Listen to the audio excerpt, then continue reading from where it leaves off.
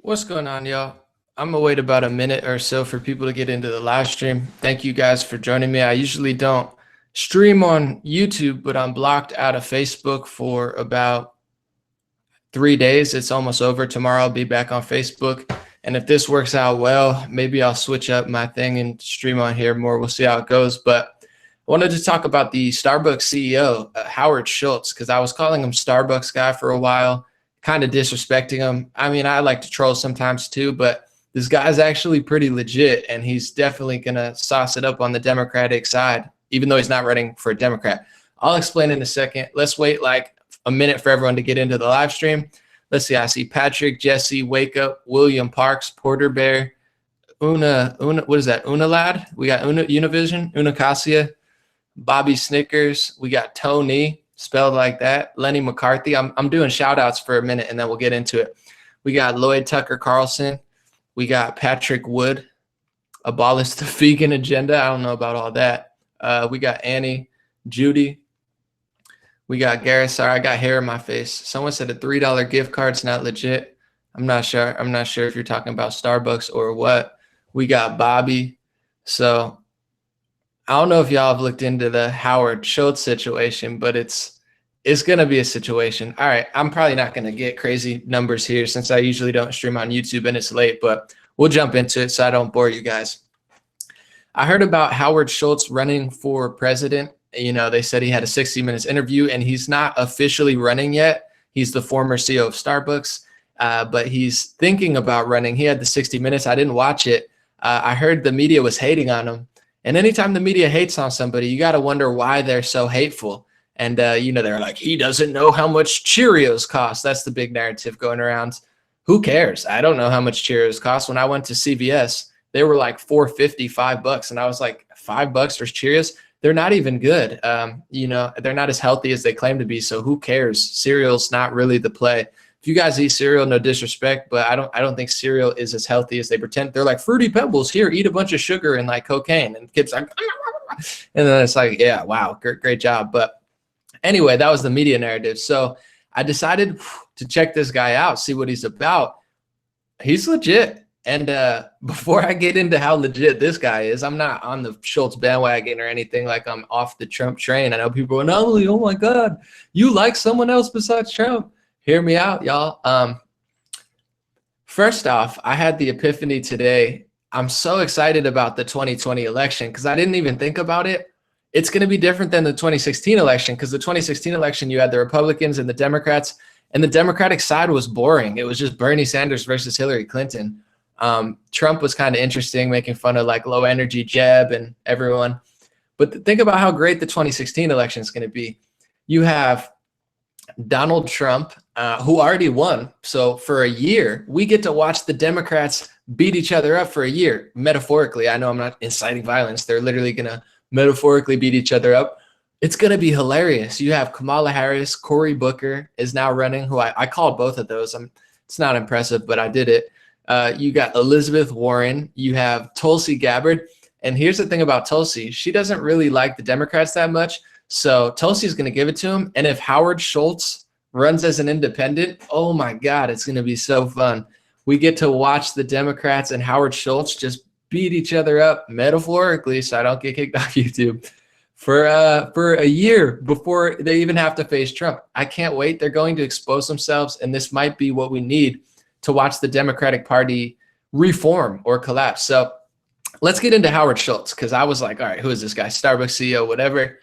So I'm watching the interview, and the first thing he says is, maybe not the first thing to be completely accurate, but I'm watching a few minutes in, and he's like, I didn't realize the vitriol was going to be this bad from the Democratic Party. Like, I knew I'd get some, but it's like, yeah, now you see how hateful the Democratic Party and the liberal agenda is if you don't 100% agree with them. So he's like, oh, I didn't know they'd be this mean to me. It's like, welcome to our life. Welcome to the life of Donald J. Trump, my man. He doesn't like Trump, but what's funny is Morning Joe and Mika Brzezinski or whatever, you know, her father was in government, and you know, she's got her show. Cool. They were looking at him like he's an alien. Like everything he said, they're just like, and it's so weird because you could tell this Howard Schultz guy has like a soul, and he's like an actual human, And it's like he like the whole time he's like, what don't you understand about what I'm saying? And they're like, so what do you know? Why are you running for president when Mike Bloomberg already said you can't win as president? And this guy's like, Mike Bloomberg is not my, I don't go to Mike Bloomberg for advice. He was like, no disrespect, but like, just because Mike Bloomberg said it, who cares? And then he was also like, Mike Bloomberg might be president if he won. So I'm sure he's regretful. Like, this guy is going at him.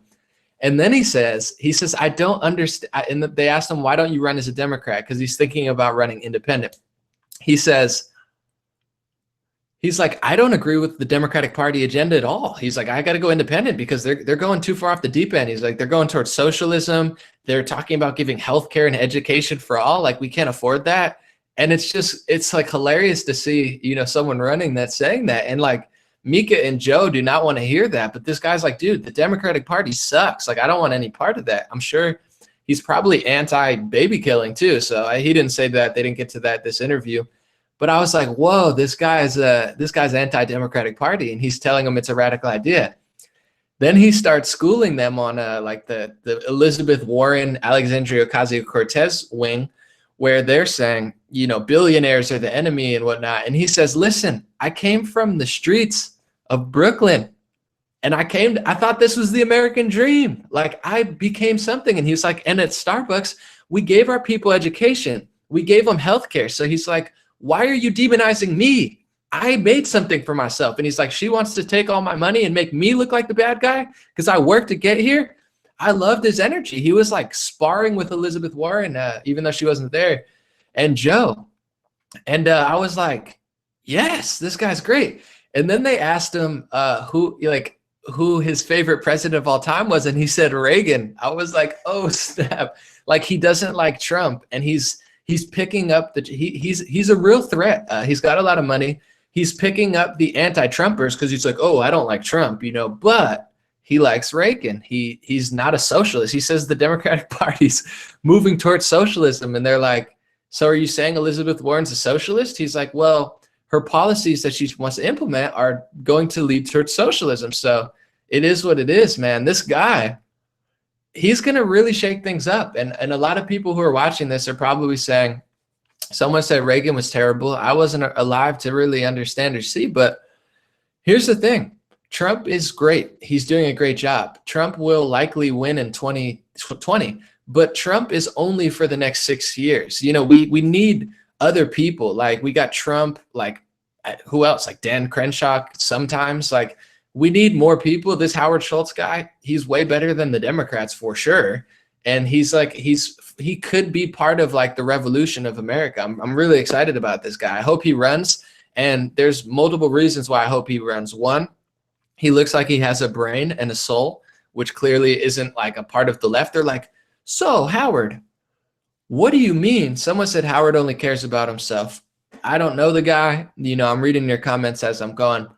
I'm not saying he's great or terrible. All I know is what he's saying. And it seems like it's a good idea if he runs. And I think for sure he could help reform the Democratic Party, or at least reform the minds of people on the Democratic side. Because Trump can't reach everyone. I can't reach everyone. We have a bunch of people on the right or center or whatever.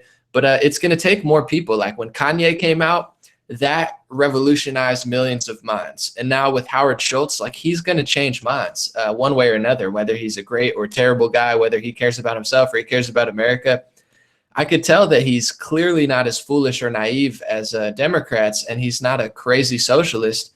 And he makes a lot of good points. He said, he said the government's not working, it's not. And he's right. And he was saying, he's basically taking the Trump approach. Like, Trump's like, I'm a businessman. It's weird he hates Trump so much, but low-key he's trying to do the same thing. But it seems like he gets it. It seems like he gets that healthcare for all is a scam. It seems like he gets that education for all is a scam. He seems like he gets that attacking the elite, the billionaires is in a form of socialism. Communism is not a good idea. He gets it. And, I'm not saying I'm going to vote for him. He didn't even announce, I like Trump, but we need this, because before Trump even gets to have an opponent, we get to watch the Democratic Party. We get to watch Tulsi Gabbard fight with Howard Schultz, fight with Kamala Harris, fight with Cory Booker, fight with Elizabeth Warren, fight with it's going to be so fun to watch them expose each other. And I'll tell you right now, the media is hating Howard Schultz because he's not a puppet. You could say he's a great guy, a terrible guy. I don't know if you know him as well as you think you do. I don't know him at all, but they don't like people they can't control, and they can't control this guy. Maybe they can, but I don't think so. He made a lot of money. I don't think it seems like he's going to just, and I love his energy. I'm not going to lie. He's like, they're like, well, Bloomberg said this. He's like, I don't care what Bloomberg said. I'm not Mike Bloomberg. Like, the media is filled with fear. They're filled with lies. They're filled with trying to get you to fall into their mind control. And he's like, I'm not Ross Perot. I'm no Ross Perot. I'm no Mike Bloomberg. So let Mike Bloomberg do him. I'm Howard Schultz. I like his energy. And literally, there's one part of it where he's just he's looking for a sign of life in a room of NPCs, and they have no life to him. So he's like, what part of what I'm saying? They're like, you can't run. You can't go independent. Why don't you just go Democrat? He's like, I don't like the Democrats. He's like, you guys have lost your mind, essentially. And they're like, and then a crazy thing happened at the end, too. I never watch. Someone said he's anti-gun. I'm not saying the guy's the be-all, end-all. I know only this video. I'm not saying that he should be president. I'm not saying I'm going to vote for him. What I'm saying is he should run for president, and I would love to see him just throw some wrenches in the Democratic Party, even on the Republican side, whatever. If Trump can't win with all competition, then it's not meant to be, and I think he can. So Eric said, you do know you're an NPC. Eric, I mean, you can explain yourself. It's a YouTube live, so maybe I'll respond. But I don't want to brag about myself and say how woke I am and not NPC. But my work speaks for itself, and my message and my spirit speak for itself. I don't have to defend myself. On that note, a crazy thing happened at the end of the video that I didn't expect was Morning Joe, who I don't watch. He was like, don't you think the banks should have been held accountable for the 2008 collapse? I was like, wow, I didn't expect Morning Joe to say that. I was like, that's pretty impressive that they're saying that the banks should be held responsible and the people who collapsed the financial system. I was like, that's interesting, And then Howard Schultz was like, it's not them who should be held accountable, it's the government. And then he even claimed he would have put people in jail. Like I said, I don't know if I believe it. Actions speak louder than words. Eric said, turn off your TV. Relax, my man. I don't even know who you are. You're taking over the stream now, but I watched it on YouTube. I don't own a TV, but I watch clips to weigh in on them. You know what I'm saying? And even watching the clips, it's hilarious to see media. Me and Eric are going to agree on this, and I'll probably block him after this stream just because he's annoying. Media is mind control. Where if you watch it, you can see that Mika and Joe, they're upset that this guy has a pulse, regardless of what you think about his policies. They're so mad that he has a pulse, and they're trying to keep people in the mental prison. They're like, whoa, get back in here, get back in, get in. And he breaks out. It's great. I'm sure he might be, he might be anti-gun. He might be pro, it's crazy. He might not want to build the wall. I'm not saying this guy's the be-all, end-all. I know people are going to misconstrue it. I'm just saying he should run for president, because if he throws more wrenches in the Democratic Party than Tulsi Gabbard's going to throw in, my 2020 is going to be fun. It's going to be fun anyway. We get to watch these people out each other. It's not going to be like Bernie Sanders, Hillary. Bernie went kind of far, but if you notice, what he did was he exploited, the pain of our people and raised $180 million, bought a third vacation home, maybe not with that money, but then he flopped. Bernie opened up the floodgate a little bit. He's like, establishment. And then he hopped right back in the portal.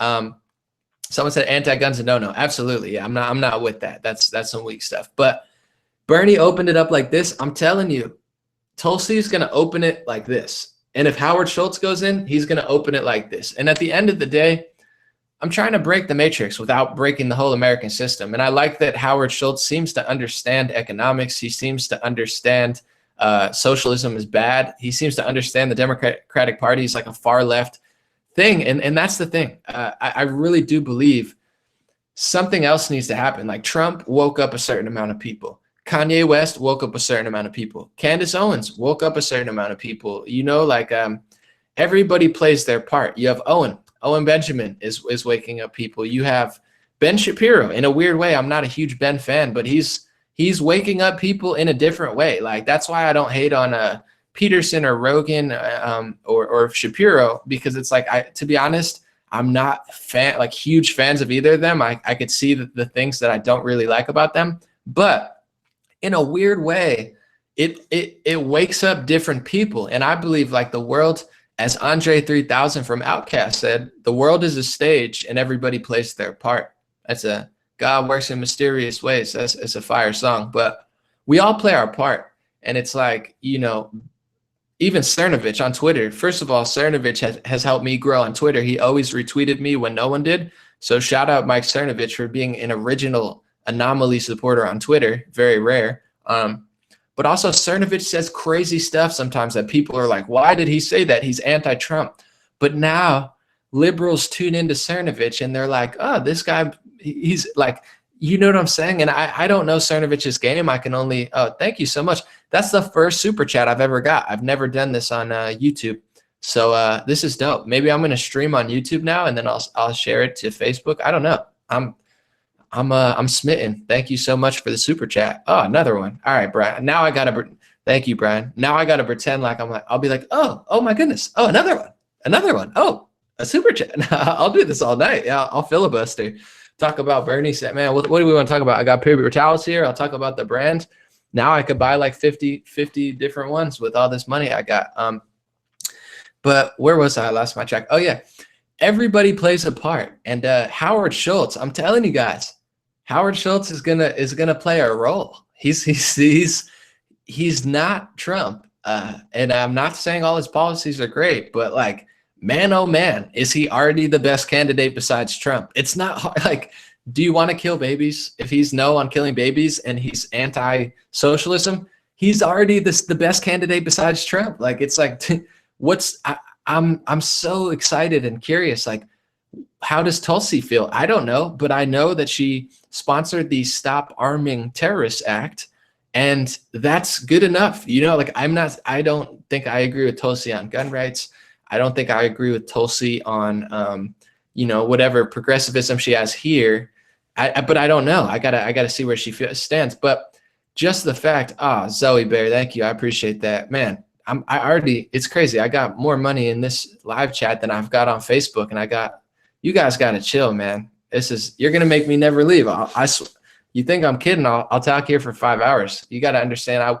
I worked on a farm. I washed dishes. I worked for $10 an hour as an assistant. Like I'll go all night if I have to. People are always like, isn't it hard doing what you do?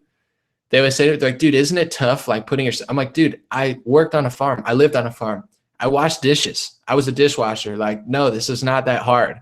Oh, aren't you scared? No, I'm scared of being poor. I'm scared of being homeless. This is not that hard.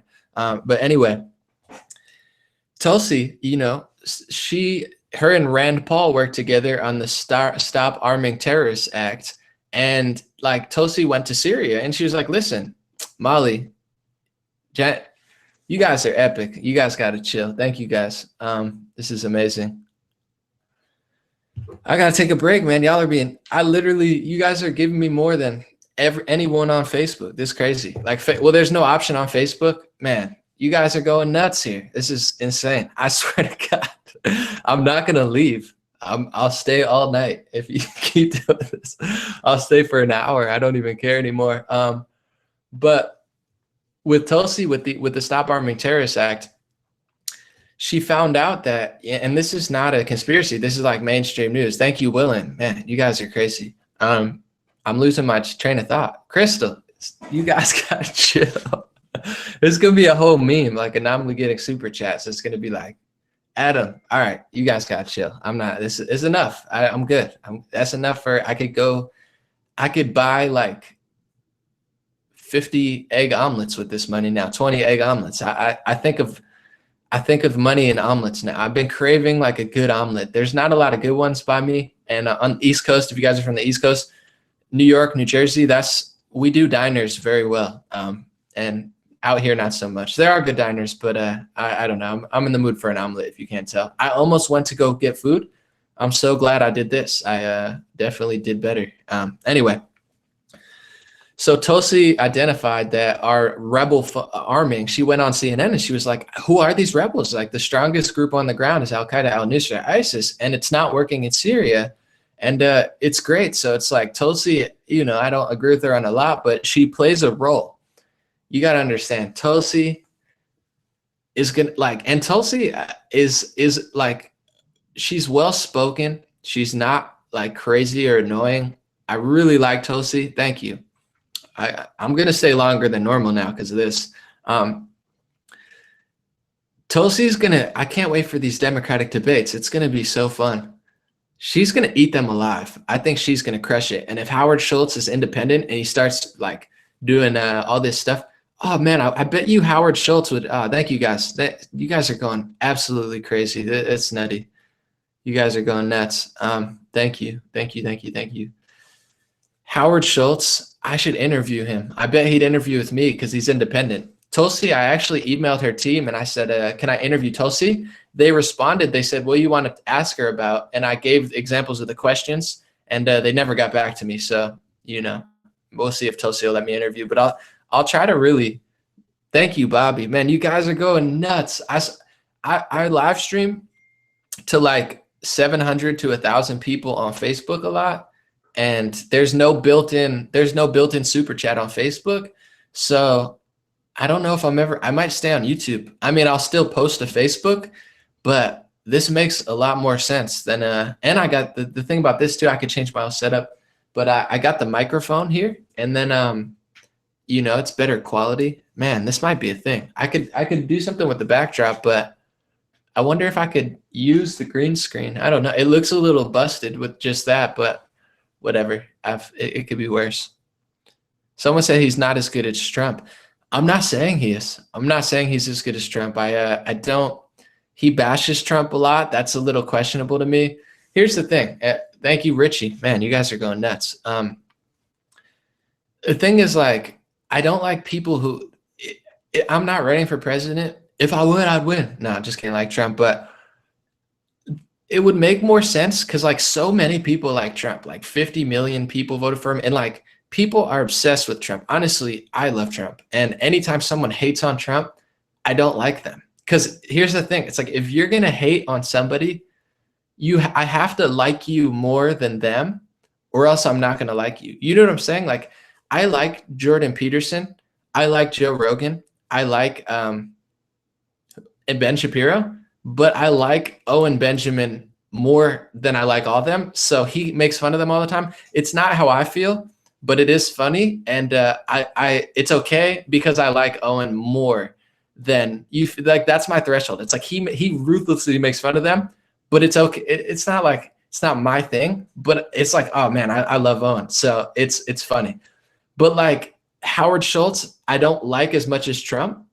So when you make fun of someone, you know what does that make sense to you guys? Do you feel the same way? If you make fun of somebody I like way more than you, then I don't like you. Like if people started making fun of Owen, but I didn't like them, I'd be like, it doesn't work. But when Owen makes fun of other people, I'm like, it's whatever.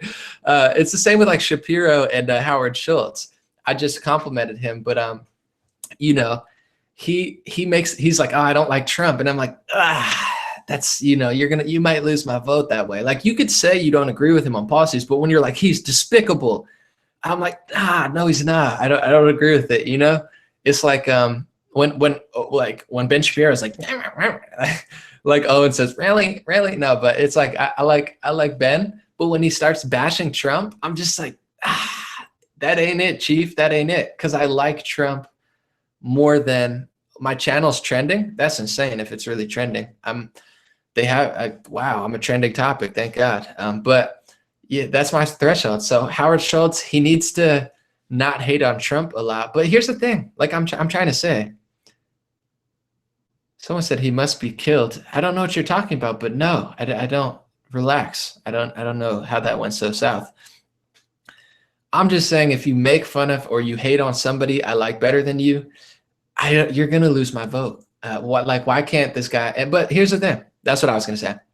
Someone said Trump's kind of a joke. To be honest, it's a joke I like. Okay, it's a troll. He's the best troll ever. Like Trump. Here's the thing about Trump too, and then I'm going to say what I was going to say. Thank you, Jesse. Supposed to read the super chats out loud. Oh, is that the rule? I'll do it after. I don't. Hold on. I'm new to this. I have like 2 tabs open. I'm overwhelmed. I'll get to the super chats after and I'll read them all if I can. Thank you. Start streaming on YouTube. Yeah, I'm going to. If you guys keep paying me this much, I'll start tap dancing. No, I'm just kidding. I'm not gonna lie. I'm not like a sellout, but what I'm gonna say is Howard Schultz. Thank you, Joshua. Thank you so much. I'll read them after. Wow, you guys are crushing it. So with Howard Schultz, I don't care if he wins or not. Like I'm not advocating for him to win. I'm advocating for him to run, and I don't care if he wins. I just want him to throw another wrench. But Trump, I don't understand why people hate on him because Trump paved the way. Like, would this guy even run if Trump didn't win? Trump showed everybody, and this is what Kanye says too. Kanye gets it. Trump showed people you can be president. When I was younger, and another like a thing, what the heck? Yo, moneymaker, you're nuts. This is crazy. You guys this is more money I've made on this stream than I've ever made on Facebook. This is nuts. You guys are going absolutely insane. I'm not going to leave like this. You have to understand, I just made more money than I would make in 3 days working for someone else, like scrubbing dishes or working at an advertisement agency where I'm trying to tell these people at the ad agencies, I'm like, yo, I can do this stuff. Like, let me do it. And they're like, hey, why don't you make a PowerPoint and we'll use your PowerPoint and then we'll pretend like we did it. I was like, okay, this is not worth $20 an hour. I worked at like 10 different places. I delivered milk one day. I mean, I did it all. I moved to the city. It's crazy because someone told me, and then I'll get back on topic. Someone started like making up rumors about me that I have a girlfriend, and I'm not even going to address them that much, but then I'm like paying for a girl in a different state. I don't have a girlfriend. I'm not paying for anyone. And I'm not like, I moved to the city by myself when I was 23. I didn't get a single dollar from my parents. I had like $1,000 or less in a bank account. And I was on my own when I was 24 or so after I moved out from people who were trying to manage me, who did very good to me. They let me stay there. Great people. If you guys are watching, or I know I think they're Trump supporters too now. They get it. They're good people. Appreciate you guys. But I was on my own. So it's like people are making us, I came like, I don't want to disclose. I keep stuff private because I don't want people to bother my family. Like they're not even into politics. I don't even know if they agree with me. Thank you, Chris. You guys are going crazy. But it's like, I didn't come I'll tell my story eventually. I mean, I'm more fortunate than some, but I'm not from this, like, you know, I'll get into it later. But anyway, people are making up BS. But I appreciate the money. That's what I'm trying to say. Anyway, yeah, I don't get why people hate on Trump, like even Howard Schultz. You know that Trump inspired you. Thank you, Marie. Someone said, I'm a poor single mom. This is all I could do. I'm telling you, I'm not lying. Buy yourself a meal. I'm okay. I'm doing insanely well. I thank you so much. It means the world. But like, if you're cutting it close, I swear to God, and I swear on my life, use it, buy yourself something. Someone came in a diner I was at sometime and was like trying to pay for my meal. I was like, go buy yourself food. She came back and paid for my meal. Amy is a legend. Thank you, Amy, for doing that. That's Amy, not Owen's wife. I know he always talks about her, but it's some other lady. Anyway, when I was younger, my parents are amazing, by the way. They divorced, but they're good people. And I want to say that because sometimes my dad watches and he thinks I like hate. I'm just like, no, my parents are incredible. That's why I'm a good guy. They're good people. Thank you, RB. You guys are going nuts. But it's like everyone's going to donate in here, all 500 people. You guys got to relax. But what was I gonna? Oh, when I was younger, my parents they're not into business. Like they're working class people. And The Apprentice was a really influential show on me. It made me want to be an entrepreneur. So, you know, when people, they kept saying when Trump was running, this was one of the first lies I knew. They kept saying, oh, he's just a reality show host. He's just a stupid reality show host. Leftists still say that. They say, he's just a stupid reality show host. But the truth is, Porter Bear said, I'm broke. It's fine, my man. Trump made a business show that made kids like me from working class families want to be an entrepreneur. And it wasn't a reality show. It's not like he was there twerking or like on a dating show. Like, let me date 50 women at one time and pick like the most ratchet one because it's good for ratings. Trump made a show that actually taught people something. You know what I'm saying? It's like, he didn't just make a reality show. He made one of the first business shows that inspired millions of people to get into entrepreneurship. If I even said that right. And the funniest thing about The Apprentice that I don't understand, I don't like, if you've noticed, I don't like ungrateful people. Like, gratefulness and appreciation, I just don't understand people that don't have it. And I'm not perfect. I'm sure some things I take for granted sometimes, but Mark Cuban is like a #1 Trump hater. He made the Shark Tank. It's a complete like copy offshoot of The Apprentice. It's a little bit different, but you're telling me that Shark Tank isn't loosely based off of Apprentice, the first, business-minded show that is like really, like interactive.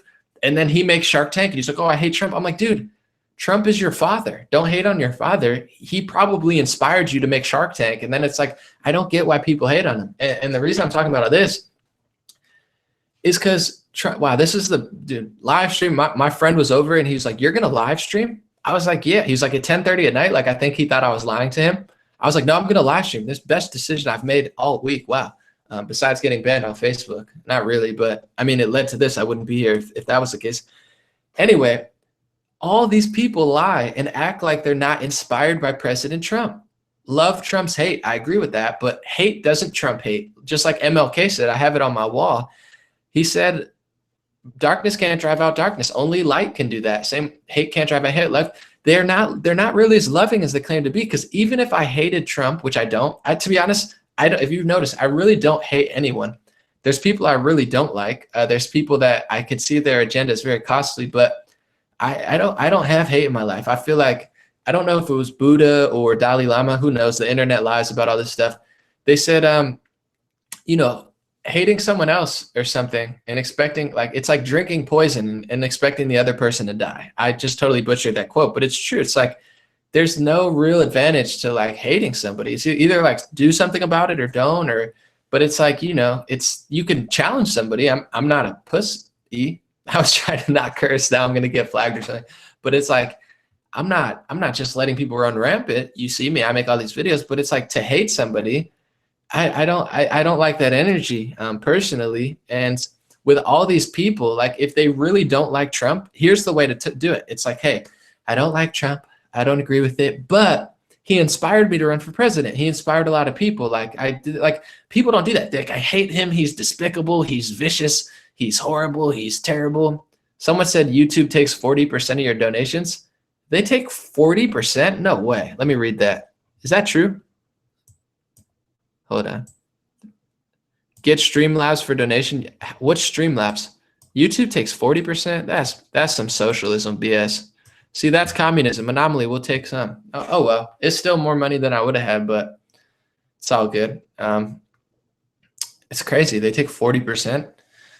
It's like, I don't like how people are ungrateful towards your boy Trump. Someone said, I have to go feed my cats. Anomaly, keep going.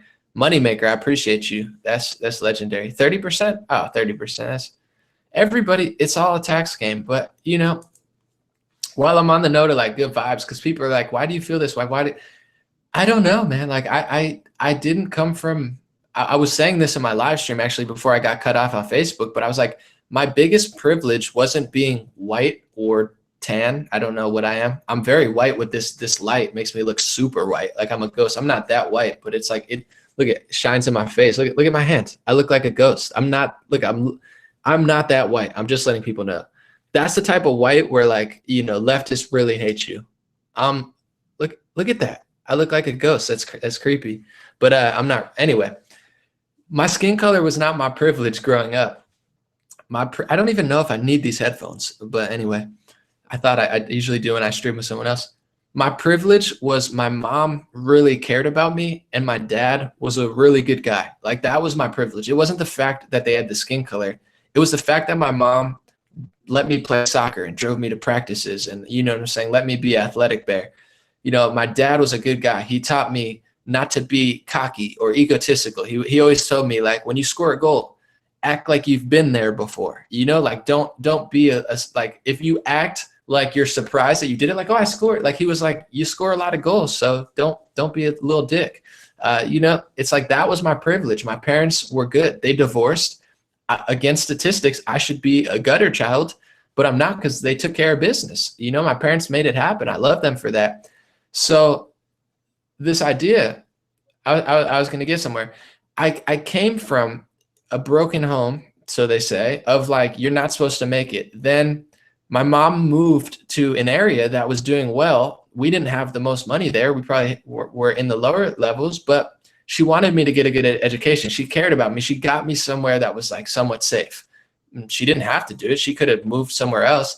But I came from like no money, debt. I came from in debt, from a working class family of like, you know, people who do very working class jobs, from farming to other things, like literally working class, and my, you know, my stepfather, that's a farmer. He's from Mexico. He's 100% Mexican. I grew up around all Mexicans. All my family, like everybody in the farm, they were all 100% Mexican. Some were illegal, and one of them got deported, and no one protested. We were just like, oh man, that sucks. But like, that's how it was in the 2000s, man. It was it was tough. But the reason I'm not hateful is because I used to be hateful, and I used to be jealous, I guess the word would be, and like egotistical, where like I have confidence and self-esteem, but it doesn't come from a place of ego. Like people think I'm cocky, I'm confident, and I'm my own manager. So you got to understand, I'm not a pushover, and I know my own worth. So it's like I play roles,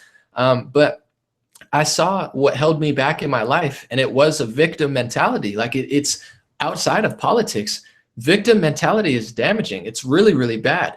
And people always ask like what I believe and stuff, and I try to learn from everything. But one thing that really inspired me was Taoism, because it taught about self-empowerment. It taught about mindset, like the Tao Te Ching by Lao Tzu is a great book, and Eckhart Tolle even, you know, The Power of Now is a great book. Tells you about living in the moment, being grateful, being appreciative, and flowing with life. Like, you know, Bruce Lee has a lot of good quotes where he says like, be like water, my friend. And like, Bruce Lee was a very enlightened person. That's why he was so strong. You know, you got to be mentally strong to be physically strong as well. You can't win a fight like Conor McGregor, Khabib, if you're mentally a weakling. So it's this type of stuff that even before I understood conservative economics, I was not a victim, and that changed my whole life. And I see, like, that's why the Howard Schultz guy, he's like, I came from the hood, and I'm like, don't demonize me because I got here and I'm providing for other people. Like Howard Schultz gets it. And on that sense, he's like, my corporation provides for people unlike the government can. Oh, another thing he said was, he said, you know how much the VA cost? You know how much the VA cost? He said $200 billion. And he's like, it's a disgrace. So he gets it. He knows government's not going to help with healthcare. It's dope. And, you know, the victim mind, the leftist mindset is so toxic. And it's like, even the banks and stuff, like I get it. They're corrupt and they're stealing money, but like, I'm not that mad.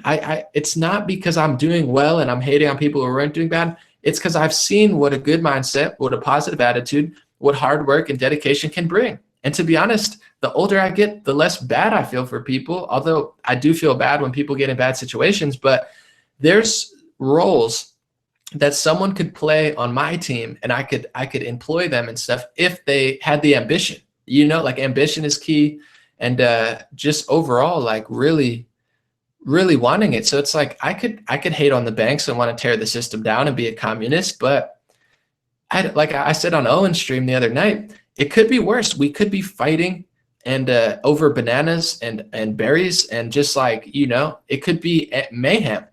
But it's not that bad. And there's an option to come from nothing to something. And nowadays with the internet, it's the greatest time to be older as well. Like before, if you were 40, 50, 60, 70, it's harder to like break through on something. But if there's 70-year-olds that watch me, there's 80-year-olds that watch me probably, you could do whatever you want. Like you could be the 70-year-old legend that no one expected, whether it's comedy, entertainment, politics, like that could be your lane.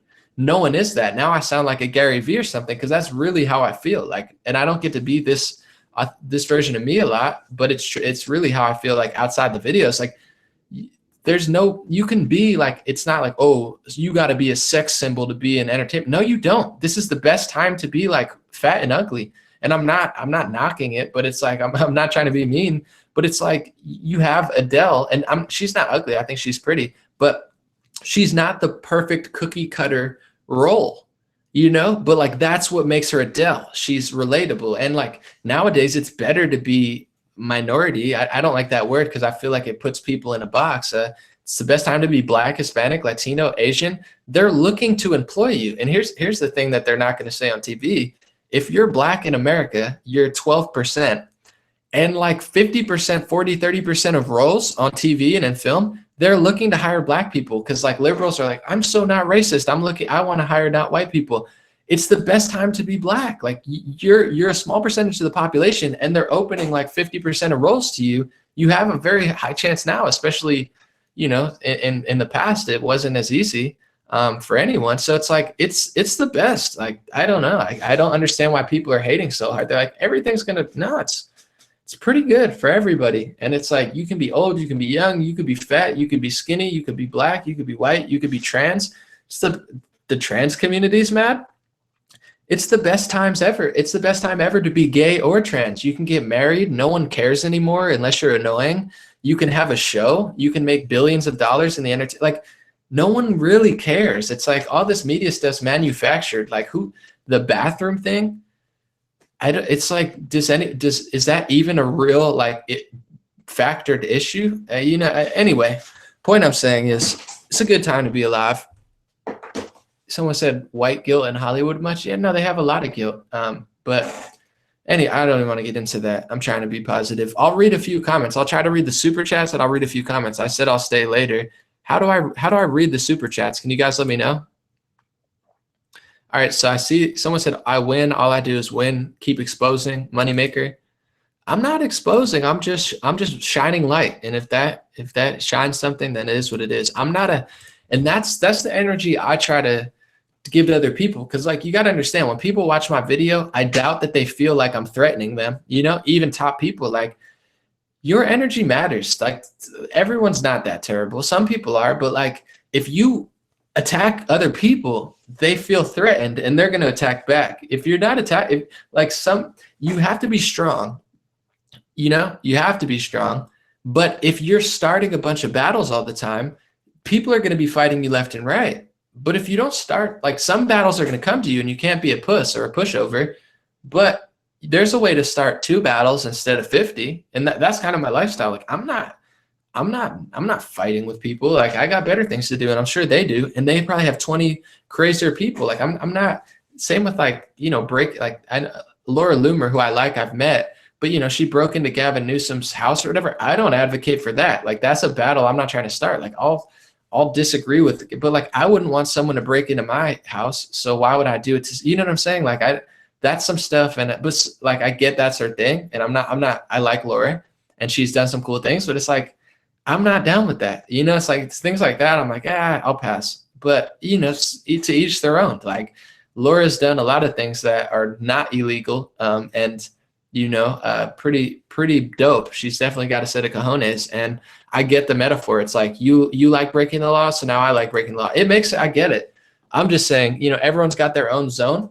Everyone plays their role, and this is mine. I'm just letting you guys know, since it's my first real Google stream, you know where I come from. All right, so how do I read all the super chats? I'll look now, and then I'll just read regular chats. It only shows me 2. There's only 2. Like, I know there's more, but it literally only shows me the top 2. If you guys know how to look at that, then I'll thank you, Mark.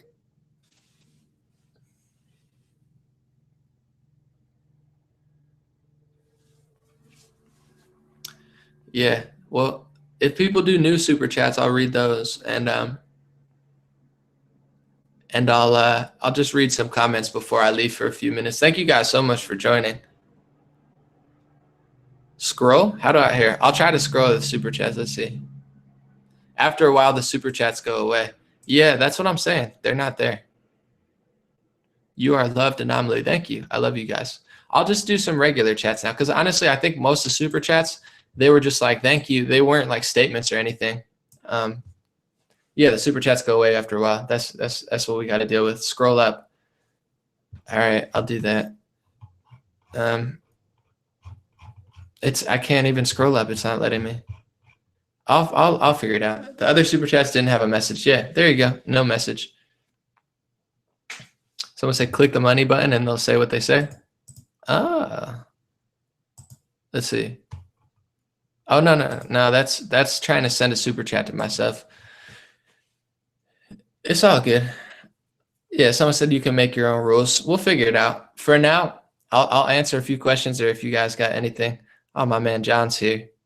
This is a legendary stream, man. I'm blown away. I really am. I did not expect. I've never got a super chat before on here, so now I'm gonna. Yeah, thank you, Colin.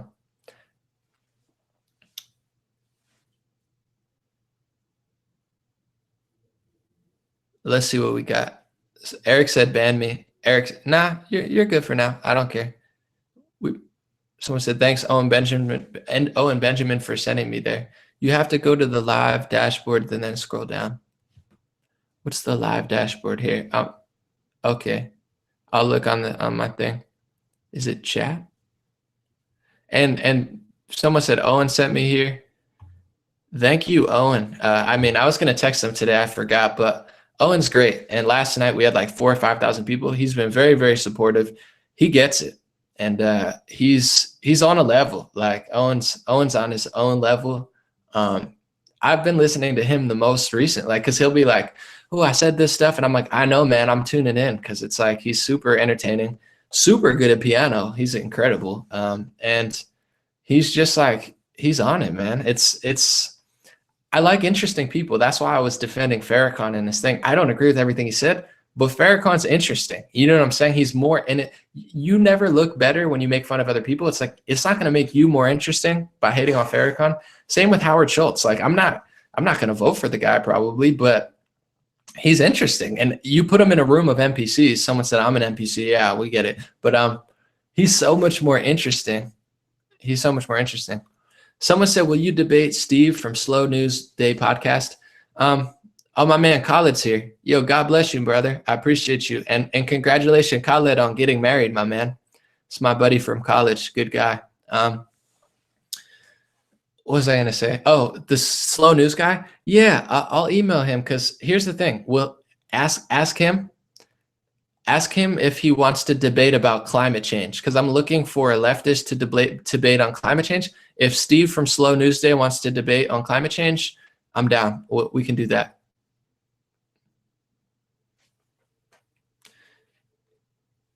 Someone said, how does Owen not get banned? Probably because the YouTubers, they go to ban him and then they're like, he's too funny. Man, I was laughing so hard last night. It was good times.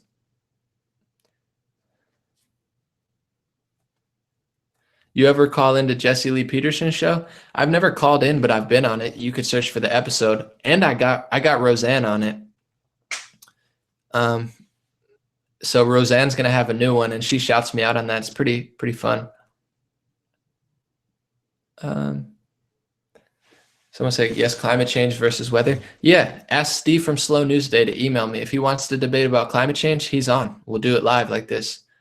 Someone said Owen is controlled opposition. No, he's not. All right, I'm going to say this, not just to defend Owen, but other people. There are some people who are definitely agents. Like I could guess that that's true because obviously someone's getting paid. That's just obvious. But my problem with a lot of people is like people are so quick to call everyone an agent. Like not everyone's an agent. And just because someone disagrees with you, it doesn't mean they're an agent. Like people think Owen's an agent because he won't say what they want him to say. The flat earthers think the secret space bases are agents. The secret space basers think the flat earthers are agents. Like I don't think that everyone is an agent. You know, like it's just a little goofy to me. And it's one of those things. It's one of those things that it's like everyone's racist. Now racism doesn't matter. Everyone's sexist. No, they're not. Now sexism doesn't matter. If everyone's an agent, like you can't just call everyone an agent loosely. I have my suspicions about who I think are agents. Owen's definitely not an agent. And I mean, maybe, but I would say 99.999. Like what good, like what agent do people think Owen is? Like, just because he has an opinion you might not agree with. All right, I'm gonna read a super chat. Hey bro, crazy how scary it's getting, and they say Trump is scary. They're crazy, and I'm Mexican. We're not as dumb as CNN thinks. My man, I know Trump's Hispanic support went up a bunch with this wall stuff. Their downfall is going to be, they think they know like Hispanics and blacks and the gay community, but they really don't. I appreciate you, but I already know what time it is. Like I said, I'm only part Puerto Rican. I'm not going to act like I'm the community leader. Thank you, domestic engineer, Grateful Bear. But I literally, I'm not on some Beto O'Rourke where he's like 100% white and then he's like changes his name.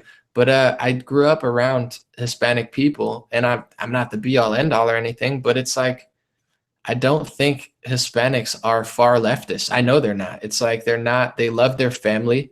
They love God most of the time. Like the Mexican culture is way more pro-Christian than American liberal culture. Way more pro-Christian. Like everyone's name is Jesus. Like literally, you'll meet like 20 Mexicans and like 7 of their names are Jesus, and that's amazing. There's not even white people named Jesus, but there's a bunch of Mexicans named Jesus. It's awesome. So it's like the fact that they're like pro-abortion, like leftist communists, like it's gonna be the Democratic Party. It's gonna be amazing in 2020 to see them just really crumble. All right. I'm reading some comments now. I'll figure out the set. Sorry, give me a second. Give me a second when I get off this one. I'll figure out the super chat thing next time. I'm sure there's a way that I could figure it out, but I'm a little overwhelmed. Someone said we need to stop voting against our interests. Yeah, for sure. But that's why I like the Howard Schultz thing too, because he's like, dude, we gotta shake it up. Like we need a lot, because it's, even if a president gets in, like look at like Nancy Pelosi and Chuck, like the whole Democratic Party, and then like the up and comers are even worse. It's like Alexandria, she who must not be named Voldemort. It's like at a certain point, like we need a lot of people to wake up, and it is what it is. Though it's like, look what's going on now. We're taking W's. Someone said, what if AI thinks socialism's the answer? That's a big thing no one talks about, the automation takeover and like AI. And I might have to be a robot eventually, and that's okay. I'm accepting that reality. I might have to turn into a transformer just to make it.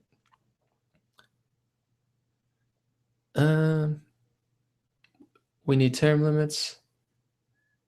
All right, let me see. We have to all right, Daniel said, we have got to stop shotgun blasting our hate to a broad group. We are not a hive mind. We are individuals. Start acting like it for once. 1,000%, my brother.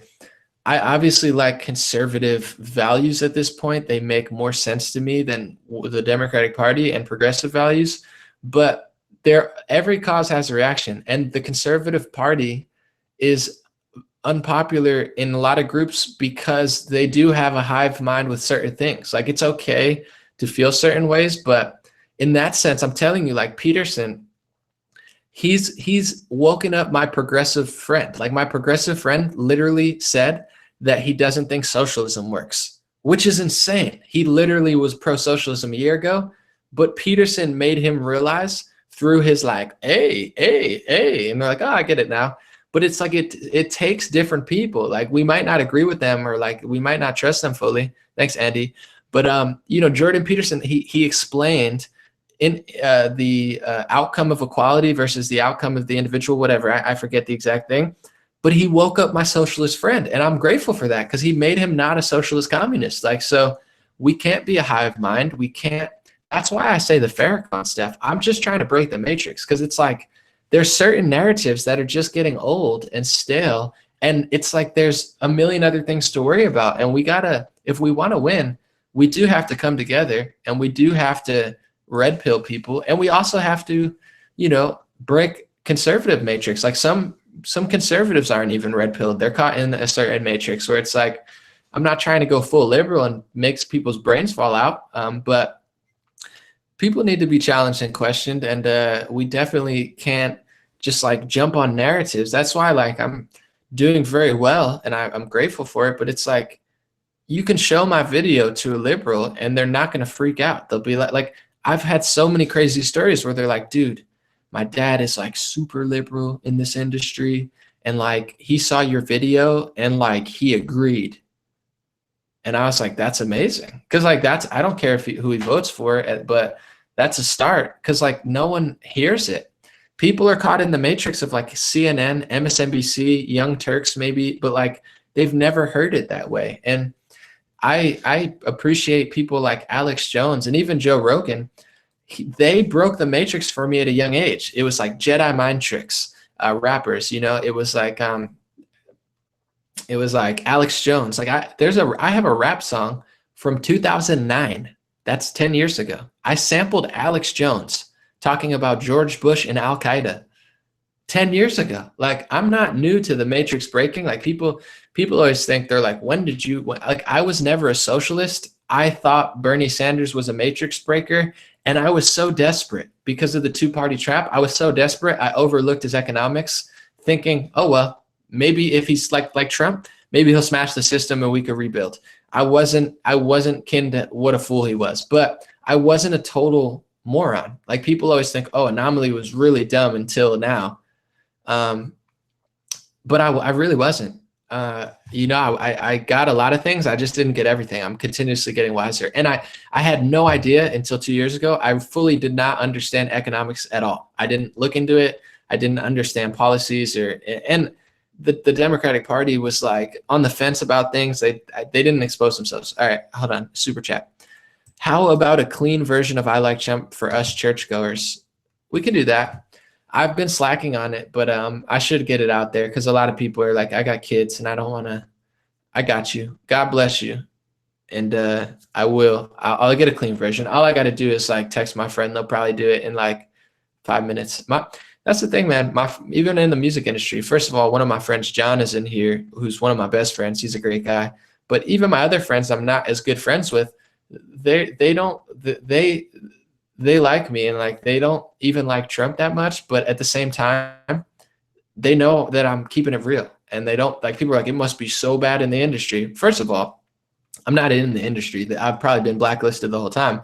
Second of all, I have like, people are people. And some people, my friends, they've made it somewhat independently. Some of them are in the industry and they're real too. Like, there's a lot, you'd be surprised. I get a lot of messages even like, yo, like there's a lot of people on the inside that are not feeling it, even in like film and entertainment. Like, they're like, hey, my girlfriend works here and like, we got you. Like, it's nuts. It's crazy. It's like, there's a big silent majority, not on Twitter, not saying anything. It's like millions of people.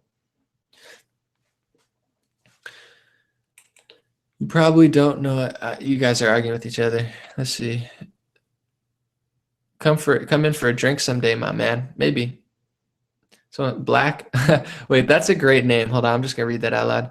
Black and Irish crazy chick biracial goddess. That's a great YouTube name. I love that. Have you ever heard from Rogan or Nick DiPaolo? No, they've never hit me up. I would love to be on Rogan's podcast though. I think Roseanne is probably gonna text him for me. Roseanne's cool. Roseanne is really cool. Like, she's a real person. She's authentic, very authentic. And she's always had my back, and I have her back. Someone said Owen is legit. You are too. Yeah, dude. Owen is great. He's crushing it on YouTube, and I like him showing me love. Has really helped my YouTube. Same with Clavin. Recently had me on Daily Wire podcast. Thank you, Andrew Clavin. Owen Benjamin's been huge. Mike Cernovich on Twitter. Trying to think who else has really, really helped me. Have you heard of Andrew Yang? No. A billionaire defending socialism is like a Jew defending Nazism. It's just ridiculous. Interesting analogy, but yeah, I don't I don't get progressives at all. I agree with Owen. We talked last night, but Owen was saying like, the government's corrupt, but then you want to give them power. Like, I don't get it. I just listened to Jesse Lee Peterson on Hassan Piker from the Young Turks. Jesse Lee's new episode. I listened to it. And Hassan, I get where he's coming from. Like I get that he cares, and like, but the idea is that the government's going to do a good job with healthcare. Like it's not true. I get where they're coming from, but I don't understand why they don't understand that the government is not going to do what they think they're going to do. In theory, it's great, but it's like if I'm trying to build a building and it falls every time, it's not impressive. It's not like, oh, he had a good idea to build that building. No, if it falls 10 times in a row, I'm not virtuous for building it an 11th time. Like that's what they don't get. Someone said Jesus, but not the Christ. Wink face. I'll take it. Anomaly, talk about fighting for a banana is what we'll see with social. That's what I'm saying. Like the system is, but like this bothers me about leftists too. They always compare to what could be better. And I'm all for that. You could say, like, talk about the poor people, but what they'll never tell you is our middle to lower class is way more fortunate than like 70, 80% of the world. I don't know the exact statistics. Like if you're going to compare above, compare below. And the reason I'm so passionate about that is someone said, who paid $100 to be there? I don't know, but I love them. Money Mike did. The reason I'm so passionate about that is because looking above me and looking at all the people who had more than me ruined my life, or at least held me back. Looking below me, and not in like an egotistical, arrogant way, but like being like, oh my goodness, I'm very fortunate to be in America. I'm very fortunate to have this. I'm very fortunate. You got to look all ways. You can't just always compare to the top. That's a losing mindset. It's not even politics. It's just basic psychology and human nature. It's a lose to always be envious. It's a sin. And to understand that it could be worse, it's like, yeah, we could be fighting over a banana. We could be in a country like Europe. They're a bunch of beta males. That they don't have free speech. We could be anywhere, and we're not. We're here. So it's like, if there's no gratefulness mixed into your message at all, I'm skeptical of it, And it's like a lot of people are all hate, and I really believe, that it's like you got to change yourself to change the world. I always say, I don't hear what you say, I hear what you mean. You feel what I'm saying? I don't hear what you say, I hear what you mean. So someone could be talking about someone else, like a girl could be like, oh my God, look at her outfit. Oh my goodness, look how bad she looks. That's what she's saying. But what I'm hearing is, I hate myself. I'm jealous. I have too much time on my hands. I don't love myself enough to not care about, like, I don't hear what people say. I hear what they actually mean. So, it's like, change yourself to change the world. If you don't love yourself, if you don't heal yourself, if you're not completely comfortable and confident, I'm not talking about being a weak person, but if you're not confident, it's going to show. And a lot of people are running around trying to fix the world, but they haven't even fixed themselves. And the realest thing you could do is change yourself first and fix yourself. And we all have enough flaws and sins. It could be a whole day thing. Do that, and then help your community, then help your family, help your friends, and then get to the world. It's like the California politicians. They're like hating on Trump. You have the most poverty in California. You have, record level homelessness. And I don't care what the statistics say. It's not getting better. It's getting dirtier. It's getting worse. Maybe it was better. Anyway, you have teachers on strike last week. You have the highest taxes. You have the most small businesses and big businesses fleeing to China out of the country. Focus on California. It's literally your job. You're not the governor of America. You're not the governor of Mexico and North America. You're the governor or the, senator or the whatever house. You're California. They're the epitome of not changing yourself, but wanting to change the world. You can't even take care of your own people, and you're running for president. It's nutty. And on a smaller scale, on a personal scale, a lot of people are like that. And even a lot of conservatives, like, I agree with their policies. And my favorite thing about conservatives is they want to basically like leave you alone. So even if I don't agree with them, they're not trying to take my guns. They're not trying to take my rights. They're not trying to take my freedom. I respect that. It's like, we don't have to agree. You can be mean or something, but it's like, liberals are wrong about everything. They want socialism, communism, total control. And then they're like, give me all your stuff. It's like, I'll side with the conservative 9 times out of 10, but that doesn't mean that all conservatives are, fully healed. And maybe we'll never be fully healed. We're flawed, sinned, characters and such. But Hold on, I got a super chat. Anomaly, Roseanne is friends with Lionel Nation and he has a big YouTube following. Maybe she can drop your name to him for an interview. Yeah, I'm not too familiar with Lionel Nation, but she could, but I'd rather get on Rogan.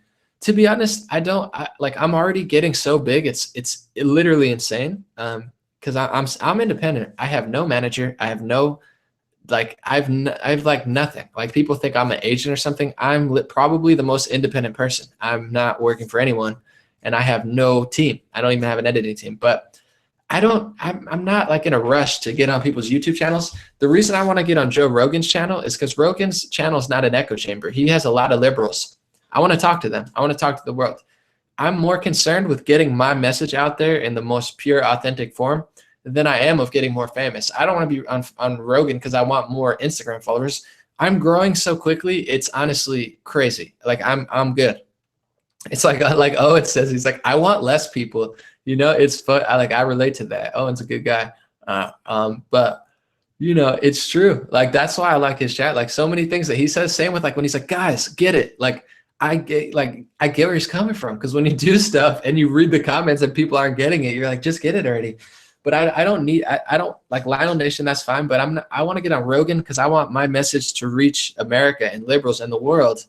That's what I want. Even through rap music. Like if you listen to some of my stuff from 2009, I've always felt like a prophet. And I think it's kind of douchey to call yourself a prophet. Like, oh, I'm a prophet. But I wasn't like, oh, I want cars and clothes and girls. Like, oh, I want to be rich. You can listen to my stuff from 2008. I was talking about Time Warner, who owns CNN, in 2008. That's probably why I got blacklisted. I was calling out the biggest media companies, telling people they were being brainwashed. Listen to my song Apocalypse. Search Anomaly Apocalypse from 2008. That's 11 years ago. I'm on one. But I've always been like, let me get this message out there through music. Like certain time, it just flows. Where I could go on Lionel Nation, but mostly that's probably just a bunch of like Trump supporters and QAnon supporters, which is fine. But I'm more interested in getting on like a Rogan, Joe Rogan, and like reaching the liberals and progressives, because I know that some of them will listen and some of them won't. But I come in peace. Like if anything, outside of politics, I'm trying to inspire people. Like I could quit tomorrow, although it probably wouldn't work well, but eventually, like I could just be like a Gary V, or like just hype people up, because at the end of the day, that's what I want to do. I want to like get people happy and grateful and focused, and like I don't want to divide people. I'm not here. I'm doing it out of desperation. Like, hey, like communism killed hundreds of millions of people. Like maybe we shouldn't throw away the entire nation we built. I don't know. It's a crazy thought. I know. It's like they're like, no, let's rip babies out of the womb. I'm like, let's not do that. Like I'm not doing this for fame or ego or pride. Like I got desperate. The media was just so fake and bad. I was just like, this is insane. Like if no one's going to tell the truth, I'm going to. Someone said, go on Rubin Report. They've never invited me. I met Rubin in person, and he still didn't, I don't know. He didn't respond to my email. It's all good. I would love to be on Rubin Report, but they're not biting. And I have people who've been on there, and I said things, but I can't force my way on. But the good thing is, like, Clavin had me on. That's why I'm showing love to the originators. Like Owen had me on. Real recognized real. And if people want to show love to me, they will. Clavin did, and if people don't, they won't. But we'll see. Side Duck said, what up, Athletic Bear? Think you got game of Cabal? I challenge you one-on-one. Yeah, I mean, you could challenge me one-on-one, but you're not going to win. But, we'll see. We'll see what happens. Someone said, try for Joey Diaz. Yeah, maybe. You like Crowder? I'm unfamiliar with Crowder. I barely watch him. I will say, I think like when he makes fun of the Young Turks, that's hilarious. That's like the only video I've seen, and it's really funny. I love that. It's so funny. If you guys seen the Young Turks video that Crowder made, that's classic. But I'm not that familiar with him. And I reached out to Crowder a year ago, and they responded, and they never really answered back. I probably could get on now. Here's the thing though, like my channel's growing so big. Like I'm almost like, I don't want to get smeared by the media. Like we all have flaws and sins, and it's like I don't like what the media's psychopathic like nuts. Like I don't want them bothering me or my family. People are like, you should put your real name out there, and it's like, nah. Like it's not like I'm a liar, I'm a shill. It's like people are psychopaths, and I don't want to be bothered, really, to be honest. I was rapping and this happened. I'm not trying to like do all this, but I'm more than fortunate enough. Like my video today got like 20-30,000 views. I'm getting like 4 million views, like 2-3 million views a week on Facebook, and I have another page getting. That's why they probably banned me. I mean, maybe it was a copyright infringement and they just pinged me. That could be the case. But I'm getting like 6 million views a week. It's insane. Like there's certain events where I'm getting stopped like 20-30 times. Like I'm just like, what the heck is going on? Someone said, you mentioned something about the Tea Party trap. If you don't mind, please describe that. I'm so grateful to the Tea Party, and I'm a Tea Party member. No. I didn't say the Tea Party trap. I don't know if maybe I misspoke, but no, I'm unfamiliar with the Tea Party movement. That was before my time, dabbling on the right. But I like kind of like I was talking about with Trump and whatever his name, Cuban. I don't disrespect people who came before me. I was before when Andrew Breitbart was alive.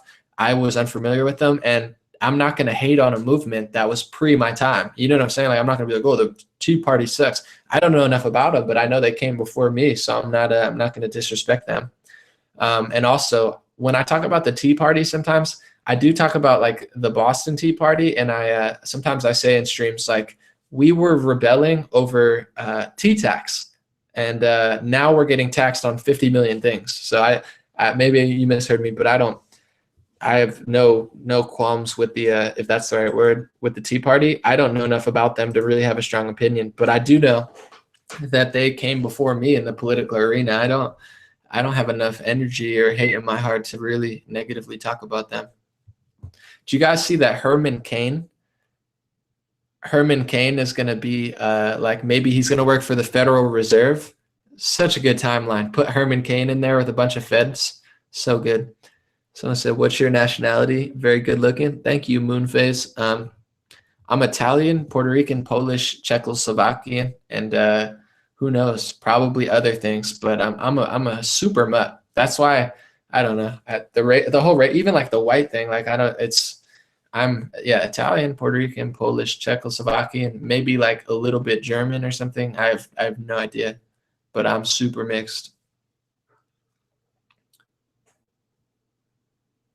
Someone said, okay, thanks for clarifying. Tea Party's about to celebrate our 10-year anniversary. Congratulations. Yeah, someone said you're white. I'm telling you, I look whiter because of the screen. Look how white my hand is. But depends how much sun I get or how the lighting is. But I took a poll. Just to let you guys know, I think I'm white. I mean, but white and black are weird because it's like no white person's really white. No, most black people are not really black. They're like brown or dark brown or light brown. And white people are like pink or orange, like Trump-ish. Ha, orange joke. Ha, I should get a Stephen Colbert. Hey, orange man. Ha, orange guy. He's so orange. They're like, Anomaly, man, we loved your new live stream. We're gonna give you a multi-million-dollar contract. Just stay within those orange man lines. Don't move. But I did a poll on Twitter and I said, am I white? Do you guys think I'm white? And like 89% or so said I wasn't white. So I was like, I mean, some people think I'm white, but then like Armenians are like, hey bro, you're Armenian. And then like Spanish people think I'm Spanish. Everyone thinks I'm them. It's actually very, very handy when I'm in the wrong hood. No one bothers me. They're like, okay. With my hair though, this probably makes me look more white because I have long ass hair. But someone said my last name's Italian, but my DNA test showed only 4%. That's impressive. It's impressive to have a last name and only be 4%. Someone said, if you want deets on Canadian politics, I dabble in it sometimes. I say that if you guys don't know, Doug Ford won in, Ontario, and he won so bad that the Liberal Party lost official party status for the first time in 151 years. And in Quebec, another conservative guy won. It looks like Trudeau. I always say that, I say Trudeau, and people are like, it's Trudeau. I don't care. Trudeau is probably on his way out. But if you want something entertaining, he has like boxing. You could search Trudeau boxing, and he has boxing events. He boxed a conservative, and he actually won. It was a really pathetic fight, but I don't box, so I can't hate on it. Respect to Trudeau. I like Trudeau. I feel like I like him in the sense of like I like that like I feel like I could smoke a joint with Trudeau and just like listen to like 311 and have like a really good time and like play Super Smash Bros with Trudeau. Like I feel like I'd like Trudeau a lot, but I wouldn't vote for him. I'd be like, bro, you gotta stop being such a beta. But like, and not even in a mean way. It's just like, nah, bro, like you're wrong about almost everything in politics, but you're a good guy. Like I feel like I don't even hate Trudeau. Like you're right. But I also don't live in Canada. Maybe I'd feel a different way. Someone said Trudeau has Latina charisma from his father. I I like I like listening to him. Like I liked watching him box. It was hilarious. Someone said, why does eyebrow fall off? I think that was a lighting thing. Someone said, tell us about your West Virginia history. I went to school there. I went to West Virginia University. I dropped out. I went for 3 years or so, and I just did terrible. I had never paid attention, and I was rapping. I started basically like a rap career. I got 1 million views and like 100,000 downloads of my music in the first year. I was like another thing. Like I was like an underground hip hop legend. Like people, I was really big on YouTube when it first started, but then I kind of screwed myself and I dropped out and did other stuff. But yeah, I was there for 3 years, and then I moved back. I love Morgantown, and that's where I was at, and a lot of good people there. So shout out to all my people in Morgantown. Who knows if they like my politics or not, but definitely 3-4 years of my life there. How's West Virginia? I didn't go to the boondocks or anything, but it's good people everywhere, and it is what it is. One thing I took away, I think, from living there, although I wasn't way out in the cut, is like people are people, man. Americans are Americans. You like out there, a lot of people that just go to the coal mines. I see my man like at the bar, and I'm like, he's like, I'm at the coal mines, man. But you make a lot of money at the coal mines. It's a dangerous and a unhealthy job in some ways, but you make good money. But there's also not coal miners. Like people think everyone's a coal miner. No, there's scientists and doctors and, people, musicians. Someone says, stop lying. I don't know what you're referring to. Someone says, screw Facebook, do more YouTube live streams. Oh, for sure. You kidding me? I'm not gonna stop doing Facebook, but here's the thing. Here's why I might keep doing this, because first of all, the numbers are great today. Second of all, and it's late. Who knows what I'll be doing the day. The real reason I want to do this is because, okay, so I can do super chats on here, and and then on Facebook, there's no super chat. And when I go live on Facebook, I can't put ads on a live Facebook ad. But if I do it here and I put it to here, then I could make ads on my Facebook video and I get the super chat. Like there's no reason not to do this anymore. I might, it stinks because I really like my couch. I like the couch vibe, but I might have to just change this whole thing and do this vibe. So say hit that dislike button. I don't know.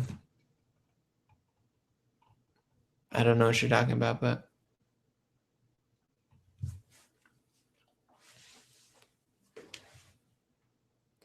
late streams are the ticket. Yeah, maybe.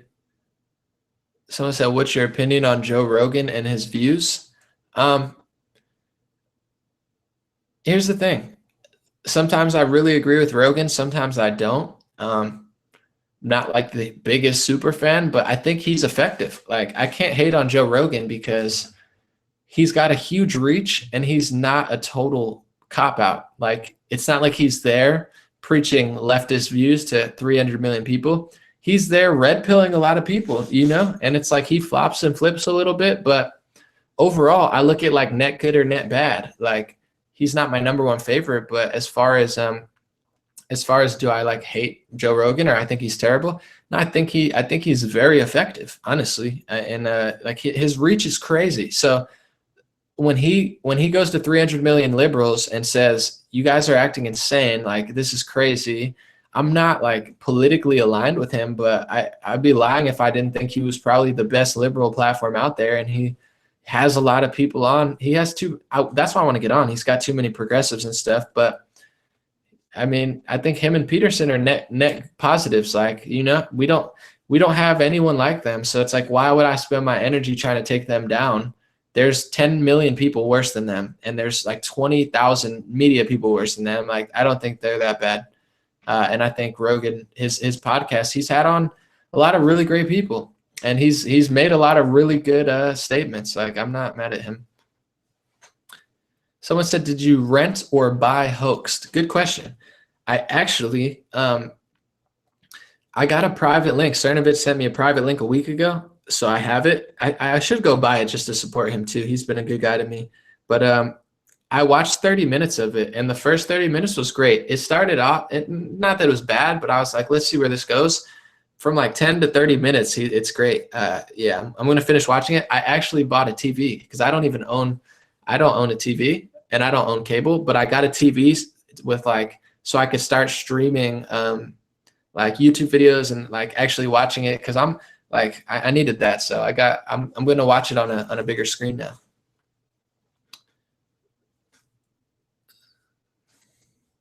Cerno sent me the private link, but I might just go buy it anyway just to support if I like it, and I've liked it so far. Free the comments.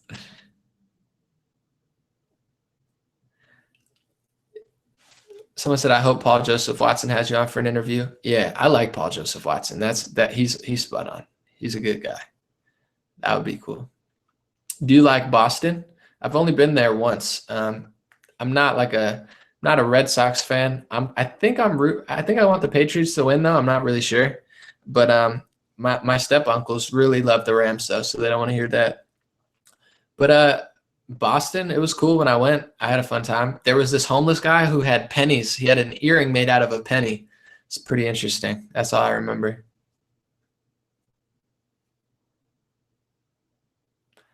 Someone said, why are you still in California?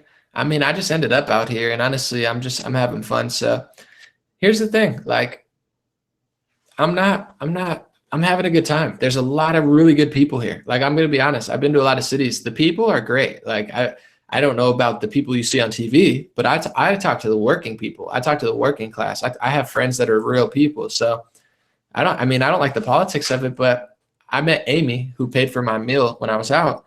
She didn't have to, but I was asking her about stuff like the politics, and she's like, you know what? I'm not running from it. And there's a lot of, like, I was with my friend today, Patrick, great guy. He's like, this is all I know. I was born and raised in California. So it's like, you know, I'm not from here, so I don't have like a huge allegiance, but not everyone, you can't just run away. And the thing is, liberals are running to Texas and Tennessee. You might lose those. You know what I'm saying? If they don't get better candidates. So it's like a plague. Leftism is like a mental plague on the country. What good is it going to do if I run away? You know, I mean, eventually I might want to move somewhere else, but I don't follow this narrative that, you know, everyone has to run away or it's so terrible. It's really not. It's got its pros and its cons. The cons are very obvious, but there's also things I'd miss, you know, everything is in, and I'm from a place where it's like, it's not that interesting. And a lot of my friends live in New York City. It's a lot crazier. I prefer this city for sure. Like the pace of it and also like the vibes. It's not that bad. Everything's what you make of it, you know. I'll reference a story real quick. You know, there's people who they want to move and they think that they're going to be happy when they move or get to a destination, but life is a journey. And if you're not happy now, you're never going to be happy. And I've been at the pits and I've been happy with nothing. And I believe that's why God and the universe is blessing me with so much abundance now. It's because I don't want it or need it. And I've been grateful without it. And I feel like that's a large reason why I'm getting a lot. I work hard.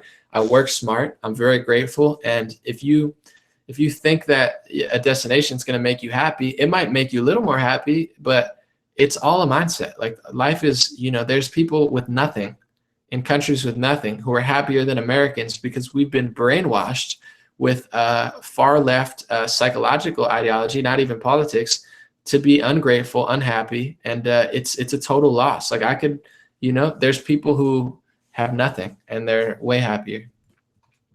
Someone said, born and raised in San Diego. My wife was triggered at our last year's tax return. She became a libertarian real quick. Thanks for your work. So here's the thing. I haven't filed taxes yet. I'm going to. And this year, I'm doing way better than I've ever done in my life. Like it's not like I'm going to go broke. I have money saved, but like, I don't want to hand like 20, 30,000 over to the government. That's gonna suck if I have to like, ugh, that's gross. Like, it's like I finally got money and saved money and I got to hand all of it over. Like, ugh, taxes suck. So, I mean, if that happens to me 2 years in a row, you might see me move to somewhere with no income tax. Like, that's for sure. Prepare for 100 self-employment tax. Oh no, it's terrible. And this is last year is the first year I didn't work for a corporation or a company, because then at least they take taxes out. It's not as crazy at the end of the year. I'm going to get pinged this year. God knows how much I'm going to pay, but it's going to be a rude awakening to what I'm going to have to pay this year. Cause last year I did okay, but this year I'm crushing it so far, and it's not going to be good. I'm not looking forward to it. Someone said move to Texas. Maybe. I don't know. I got to travel more too. But that's the thing with me. Like, I'm happy. I'm so blessed. I've been poor. I've been middle class. I've been a dishwasher. I've been a farmer. I've been a delivery guy. I've been a pizza cashier. I've been a supermarket cashier. I've worked at the late night shift. Literally, when I dropped out of school, I started working the late night shift at a grocery store from 12 a.m. to 6 p.m. I'm sorry, from 12 a.m. to 6 a.m. or 11 to, like, I've done everything. So I'm happy. Like, I don't need to move to, I might move to Texas, but like, I don't subscribe to that narrative of like, oh, you got to get out of there. Like, I've gotten out of there, and out of there was poverty and middle class and lower class and working overnight shifts where, you're working with people who, although I'm not gonna lie, I love everyone that worked there, but it's like, it's not the most sought after job. And a lot of people who work there have had issues other places, and they're a little more lenient because no one wants to work there. So it's like, I don't know what it's like to be mad. I'm mad sometimes for like short periods of time, but I don't even understand what that's like. And like, I don't know. And that's why I'm great. That's why I don't understand when people are like, well, I came from this. Well, then you should be that much happy. Like, how did you come from nothing? You're a multi-millionaire liberal celebrity and you're still negative? Like, what type of piece of shit are you? No offense. How do you come from nothing, get $1 million and be mad? I'm happy every day. I don't have close to $1 million. I don't even have close to 6 figures, but I'm ridiculously happy because I'm like, oh my God, I can work from home. I'm making videos. I can rap when I want to. I could go to the beach if I want to. I could like take a nap and play video games. Like, and I didn't play video games for 5 years. I didn't go on vacation for 5 years. My family went on vacation. I stayed home to record music. Like, I've been dedicated to the grind of life. And now I started playing video games again because I'm doing well. So I could do a few of those and cool down. But when I was broke, I didn't play video. That's why I don't understand when I'm looking at certain people and they're like, hey, we got to get to this. You're not going to get there. Not because you're not talented enough. Not because you're not smart enough. Not because you're not a good personality. You don't work as hard as me. You don't work 1/50th as hard as me. I worked harder in 1 week than you do in 2 years. So of course you're not going to be successful. So it's like, I have sympathy and empathy for some people, but if you don't work hard, the older I get, I sound like a grandpa. I like people who work, because when I go on the streets, I saw something a couple months ago. There was a black man in a suit who was a security guard. And then there was a black man on the street who was just a dickhead. And he was harassing and threatening the guy in the suit, the black dude in the suit. So it's like, I like people with jobs. You know what I'm saying? If you have a job, you're probably too busy to be an asshole. And if you're just some idiot, on the street or doing stuff, you know what I'm saying? It's like that's what old people used to say when I was younger. They're like, get a job. And I was like, nah, they still say that to me, but it's like, I get it now. I'm like, yeah, I like people with jobs. Because if, regardless of race, religion, gender, if you work anywhere and have any, like, you probably don't have the time. I don't understand, like, criminals and gangsters. Like, how do you have time to beef with everybody? Like, don't you have a fam? Don't you have to pay rent? Like, I don't. Even drama and gossip, like I don't even understand it. Like, people are like, well, I'm like, dude, I don't have time. I don't have time to worry about anyone else. Like if something happens, I'm 100% self-employed and funded. And I came to the city with like 700, 800 to $1,000 max. I've got Craigslist scammed. I had no money, no place to stay. Like, I don't know. Life's not a joke. I don't get, I'm mad on Twitter about Rudolph the Red-Nosed Reindeer. Like I can just tell these people have a privileged lifestyle. Because if you have the time and the energy to be mad at Rudolph the Red-Nosed Reindeer, chances are you've never struggled in your life or you're a complete psycho. I do not understand it. It's a really long stream, but I said I'm going to filibuster. All right, we'll do a few more and then I'm going to log out. I'm getting a little tired, but thank you guys.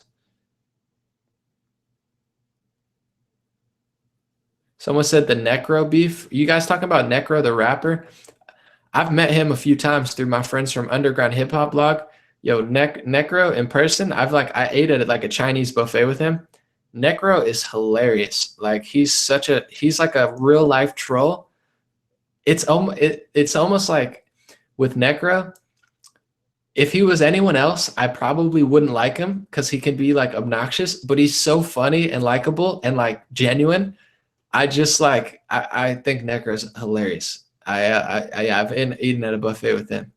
Yeah, dude, he's real New York too. I'm from the East, so like, like literally his guy, like he was with a guy, and like they're like asked him a question, and he just like yelled at his own guy. I was like, if anyone else tried to be Necro, they would be a dickhead. But he's like so authentic, dude. Him at a Chinese buffet, it was fucking. Sorry, I didn't mean to curse, but I try not to.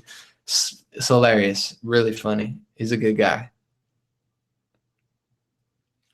Thank you, Tyler. Yeah, now shout out to my man Mondo from Underground Hip Hop Blog. He's a good guy. He's always looking out for me, trying to connect me with rappers and stuff. He brought us out to a Chinese buffet. And then either Necro or he paid for it. I don't know who did, but either one of them. Maybe it might have been Vic, his brother, but they're good people. Do you have old school homies that are still brainwashed or hopeless? No, the craziest thing is like I feel like the group that's most mad at me is like my good friends from high school. A lot of my friends from high school are left, like big on the Democrats, and they are not happy. But I mean, it is what it is. At the same, I love them as people. I haven't seen them in a while because I've been busy, but I'll see them in person sometime. We'll get over it. Someone said Tom McDonald is the best rapper ever. Tom is great. I just heard about him recently. I think Joe Biggs. Shout out Joe. He's a good guy too. Joe tweeted a link to his new song, Everybody Hates Me. Really good. And then I listened to all this stuff. Tom's a great rapper. He's not only really good lyrically and sound-wise, but he gets it. He's like anti-SJW, and he's like the only rapper that's like actually telling the truth besides me and like a few others. Like he's a good guy. Anomaly, who would you want to debate if you had the chance? I would want to debate Noam Chomsky. I would want to debate Cornel West. I know I'm picking on older people, but Noam Chomsky and Cornel West, they pop out to me. Maybe Bill Nye. I don't know. Yeah, I look like I'm a crackhead. I swear. I didn't even like smoke weed or anything today. I don't do drugs. But I look like a heroin addict.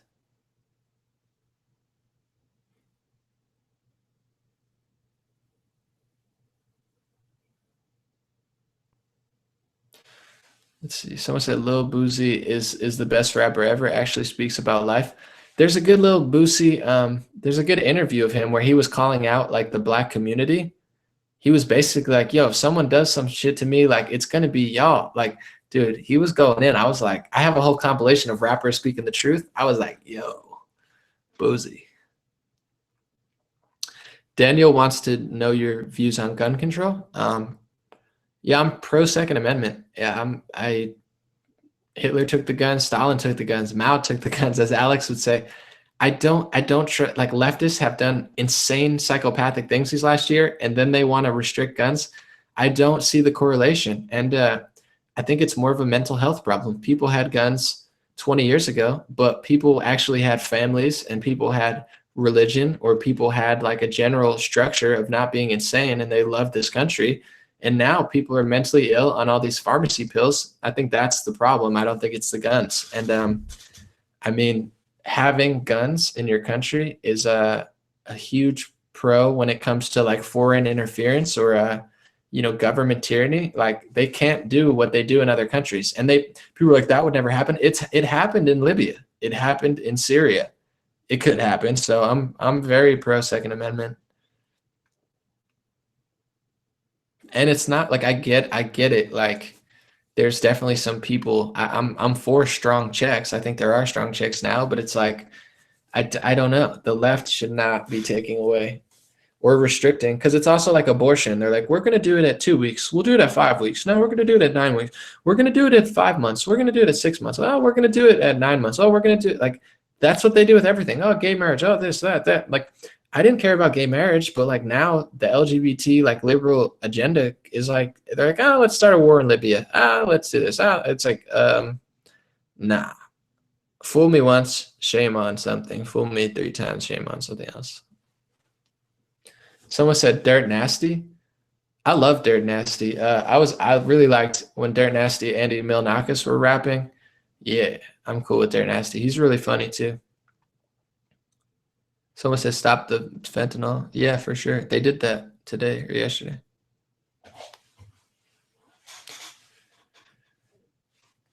All right, we'll do like 1 or 2 more, and then I'm really gonna roll. Thank you guys for joining, and thank you to everyone super chatting. You guys are next level. Vanilla Ice. Yeah, I'm not a huge Vanilla Ice fan, but I'm not I'm not a hater. Someone said Necro is old and dark and dirty. To be honest, I don't know that much Necro music. I just know I went to a Chinese buffet with him and it was hilarious. That's all. I can't give you a rundown of his discography, but he's funny. Tony said go to bed. I'll go to bed when I go to bed. We'll get a few more. I mean, I don't have anything else to do. This is my job now, so I'm okay. I can afford to be tired. When I was a doorman in LA, I fought Dirt Nasty and his crew. That's funny. Someone said, what do you want to debate Noam Chomsky about? Everything. Foreign intervention. Socialism. I want to ask Noam Chomsky how he's like an anarcho-socialist or whatever. It's like, and I don't know. Those are the names that jumped out to me. I don't know. I'll debate him on anything. You listen to Gravedigger? Yeah, I know the one Gravedigger song. I can't say it because I don't be flagged, but yeah, I just know that there were one song. My one friend always had it on his like mixtape. Gravedigger. Immortal Tech, yeah. I want to interview Immortal Tech. That's a legendary interview. Anomaly, Immortal Tech. Immortal Tech has the song Industrial Revolution. That's a banger. I love that song. He said, if you sell 1 million records, it's got nothing to do with luck. It just means that 1 million people are stupid as radio edit. You know, that's beep. Stupid as. Man, we're getting into some rare hip hop here. Can you email me and we can set up a day to play b-ball? You can email me, but I don't know. It's a possibility. Just send me an email. I say send me an Instagram message too, but my Instagram's going crazy now. I have like 89 messages. I officially can't even answer messages anymore. It's nuts. But if you catch me at the right time and I'm hooping, I will let you know. Yeah, Dance with the Devil. That's a crazy song. Yeah, Immortal Tech's got a lot of good songs, man. And it's like, it's tough because they get you racially. So it's like Immortal Tech, he knows what time it is, but he's definitely not on the Trump train. He doesn't like Trump. Wait, I'm waiting when I'm tax return rich, we'll hook you up. It's all good. Now take your tax return and spend it on yourself, or you could throw me a little. It's fine. Either way. Rakim is another GOAT. Yeah, that's before my time, but obviously Rakim, you can't knock Rakim. But I've only heard a few songs by Rakim. I'm slow. My OG homies though are probably mad at that. They're like, you gotta listen to all Rakim. Big Crit is fire. Yeah, Big Crit's one of the new school guys. That's good. I've seen Big Crit in concert, and I was really into him when he first came out. Big Crit's a good guy, man. He loves God. And he's not a complete piece of shit. Big Crit's like a good soul, man. I like Big Crit. Outcast, yeah, Outcast my favorite. You guys, I have a playlist on Spotify. If you spell it right, it's called Anomalies Dragon Energy playlist. I got Outcast on there. It's Spody Odie Dopalicious, if you guys know. That's a banger. So Outcast is one of my favorite ever. I have an Outcast shirt that I wear sometimes too. I love Outcast. That's probably one of my favorite hip hop groups ever. They're so good. Aquemini, ATLiens. Ooh, heaters.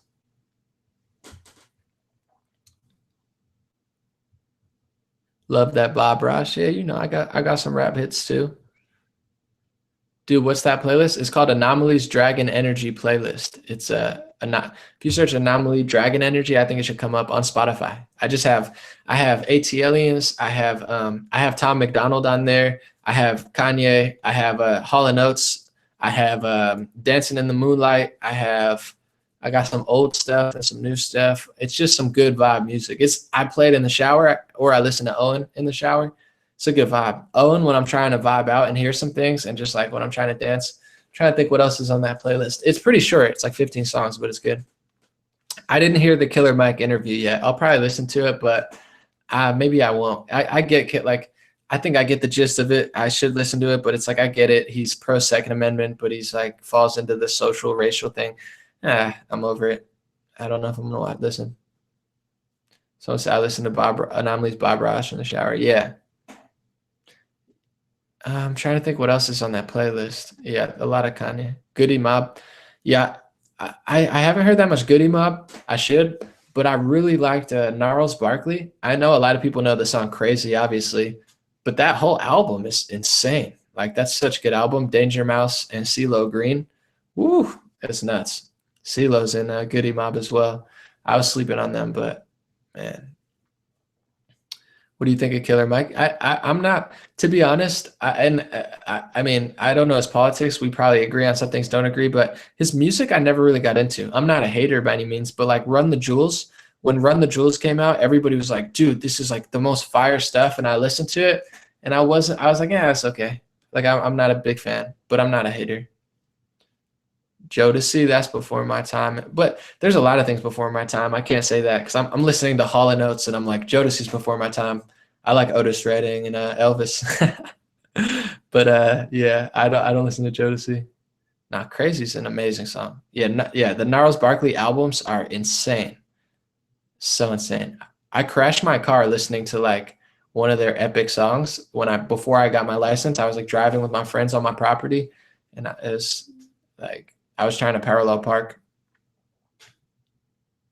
Beastie Boys Forever.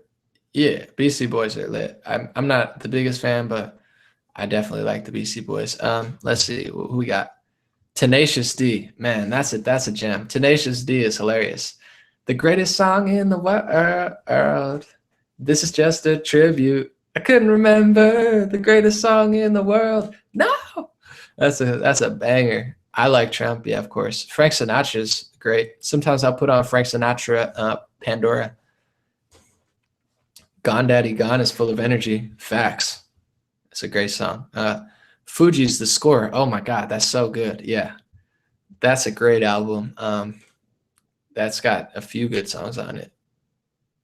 Let's see who else we got here. Someone says Slayer. I've never heard Slayer. I'm not into metal or hard rock. Not in a bad way. I'm sleeping. My one friend Mike loves metal. He'd be mad at me now. BB King. I'm not that familiar with BB King. Punk bands. Not like authentic punk. I'm not that into, but there's a few probably like rag punk fusions that I've listened to. If you name some people, I'll tell you. Let's see. Bright Eyes. Yeah, I have a song or two. Before hipster, there was something called scene. Like hipster girls. Scene. I used to date some scene girls. I was big on the scene. Like they liked me when no one else did. So they would always listen to Bright Eyes. Sublime. Yeah, I love Sublime for sure. Late Registration by Kanye. Yeah, fire. Jurassic 5. Yeah, fire. Definitely a few songs. Modest Mouse. I'm only familiar with a few songs, but they're fire. I'm not the biggest Modest Mouse song fan, but I like what I've heard. Prince. Yeah, Prince is obviously great. Tribe Called Quest for sure. Um, Diana Ross and the Supremes. Yeah, that's like my favorite kind of music now. Like that era, Diana Ross and the Supremes, like Jackson 5, like that whole like Motown-ish vibe is just so fire.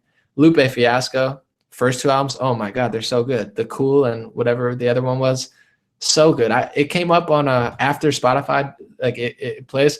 Those albums are insane. He should have never signed to a major label. They probably tried to ruin his life. Diggable Planets, for sure. Diggable Planets got it going on. My boy from Hawaii. He's not from Hawaii, but we went there together. Not like that. We're not gay, but it's okay if you are gay. I'm just not. That sounded so gay. I'm like, I'm not gay, but I was like, I went to Hawaii with him, but it's not. He's not from Hawaii, but you know, vacation. Mac Miller. Yeah, that was sad. Mac was really starting to get musical too. Oh, Bill Withers. I can actually I'm no Owen, but I could play Lean on Me on the piano. I can actually play that. I play a little keyboard. I taught myself. Radiohead. Yeah, I'm not the biggest Radiohead fan, but I like them. Cypress Hill. Yeah. Jedi Mind Tricks. That's one of my favorites when I was younger. I love Jedi Mind Tricks. Someone says stop thinking. Far Side. Yeah. Crazy thing happened. I did a remix to Runnin'. If you search Anomaly Runnin', it's a good remix, but one of the guys from Farside heard it and he liked it. That was pretty dope. Let's see. Who else we got here? Mos Def is amazing. Yeah. Mos Def, the song Mathematics. If you think rap is dumb, Mathematics, that's a great song. That whole album, what is it? Black on Both Sides. I love all these people and their message. I wish that we could come together. I know they probably hate Trump and hate me, but it's okay. Thank you, Danny. Jethro Tull. Oh, fire. What? Aqualung, the teacher. All right. Tell me I'm not real for this. All right. In the song Teacher, one of the coolest parts in like any song when he's like like he does that like noise. It's so subtle, but it's so cool. I love that. I thought someone says Stalin all day. No, 311 is amazing. I'm not familiar with other music, but the first song I ever got high to was 311 Amber, and I just knew I was high. Marijuana, not harder drugs. It was like wah, wah, wah, wah, wah, wah, wah, wah, wah, wah, wah, wah, wah, wah, and I was like, oh my God. So I'll forever love Amber. It was the first song where I was like, this is marijuana's for sure. Anomaly, you look so different when you were younger. Yeah, I had like a John Lennon bowl haircut. I was still lit though. I don't know that much about Marilyn Manson. Amber is the color of your energy. Wah, wah, wah, wah. Incubus, the song Anomaly. What's the song? Aqueous Transmission. That's like my favorite Incubus song. That song is so good. But I like Anomaly too because it says Anomaly, obviously. Yeah, Tech Nine is amazing for sure. Slick Rick, the ruler. I said in a song, I have a line where I'm like, I was like dissing rappers who wear all chains. I was like, you're not new. Slick Rick wore all the chains. Like you're just copying Slick Rick. System of a Down is amazing. They need to make a new album. Me and my friend were just talking about this at NAMM. Like System of a Down is so unique. They need to make another heater. They're crazy. Someone said Disturbed is the best. I'm not that familiar with Disturbed. I know their hit songs, so they're fire. Enya. Oh yeah, Enya's fire flame. If you want to just vibe out, you put some Enya on. Someone said you look good young and now. Well, that's good to know. I don't look bad or worse. I thank you. Bushwick Bill. Yeah. What's their name? Oh, the Ghetto Boys. Get Mind Playing Tricks on Me. That's one of the realest songs ever. Mind Playing Tricks on Me. It's such a good song. It's timeless. Let's see. Ramstein. I'm not too familiar with them. I know they're heavy though. 9 Inch Nails. I'm not too familiar with. I'm not. Let's see. Why'd you leave the keys up on the table? Is that a lyric or do I have keys on the table? I'm like, I don't know. The Killers? Yeah. I know the Killers. A few songs. Fire. Someone said Anomaly dated Candace Owens. No, it's not true.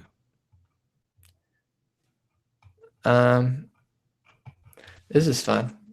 Damn, it feels good to be a gangster. Primus, I'm not that familiar. My step uncle got me a CD and it's pretty fire, but let's see. I can play System of a Down on piano too, Toxicity. If I had my keyboard here, I could play it. I could play that. I could play Lean on Me by Bill Withers. I only know a few songs because I never took lessons. I just taught myself on YouTube. In 2008, I taught myself how to play piano. Bush, I'm not too familiar with. Deftones, not too familiar with. Not a hater though. Just don't know. Remy Ma or Trina. I don't know. I'm not too familiar with it. I know who they are, but I don't know too much. Atmosphere. I loved Atmosphere growing up. I had their whole discography. Slipknot, not familiar with. Pink Floyd. I love Pink Floyd. They got some vibey music. It's too bad the one guy that was like a super like communist, but someone said J. Cole is so boring. I like J. Cole, but I was joking with my friend. I was like, I love J. Cole, but he never makes my playlist. I feel what you're saying, but I'm not hating. J. Cole's good. Led Zeppelin, fire. All right, Devin, I'll see you. You strike me as a gay guitar fan. I don't know who that is. Bone Thugs?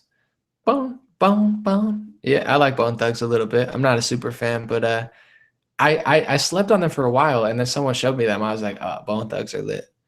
Nah, I'm more of a Nas fan than Bone Thugs. I like Nas a lot.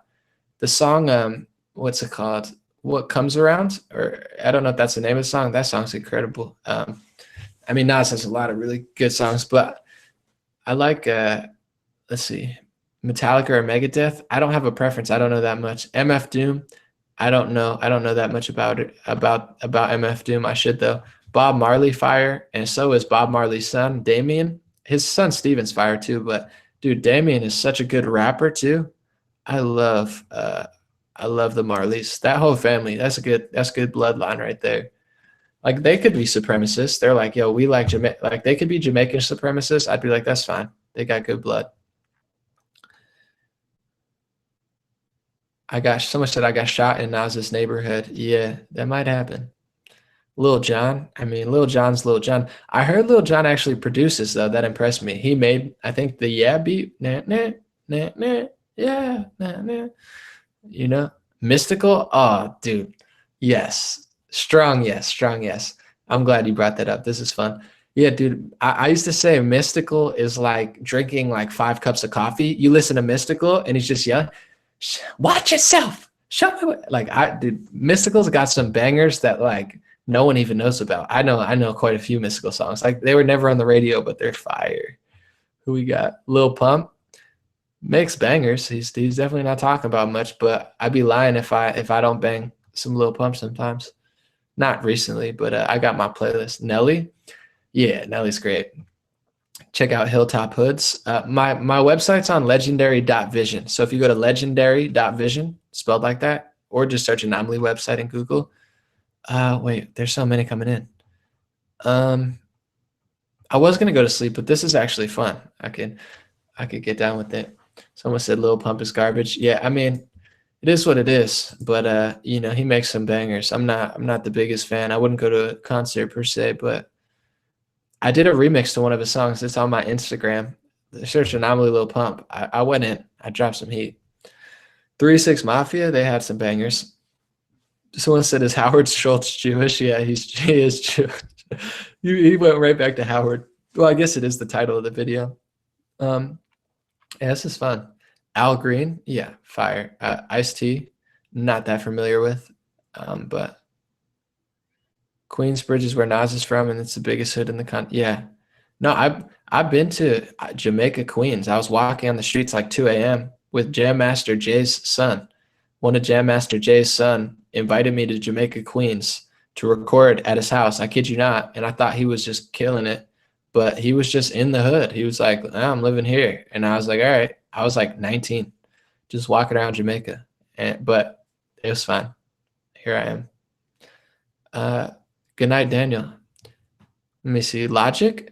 I like Logic. I like Logic as a person better than his rap. He's a good guy.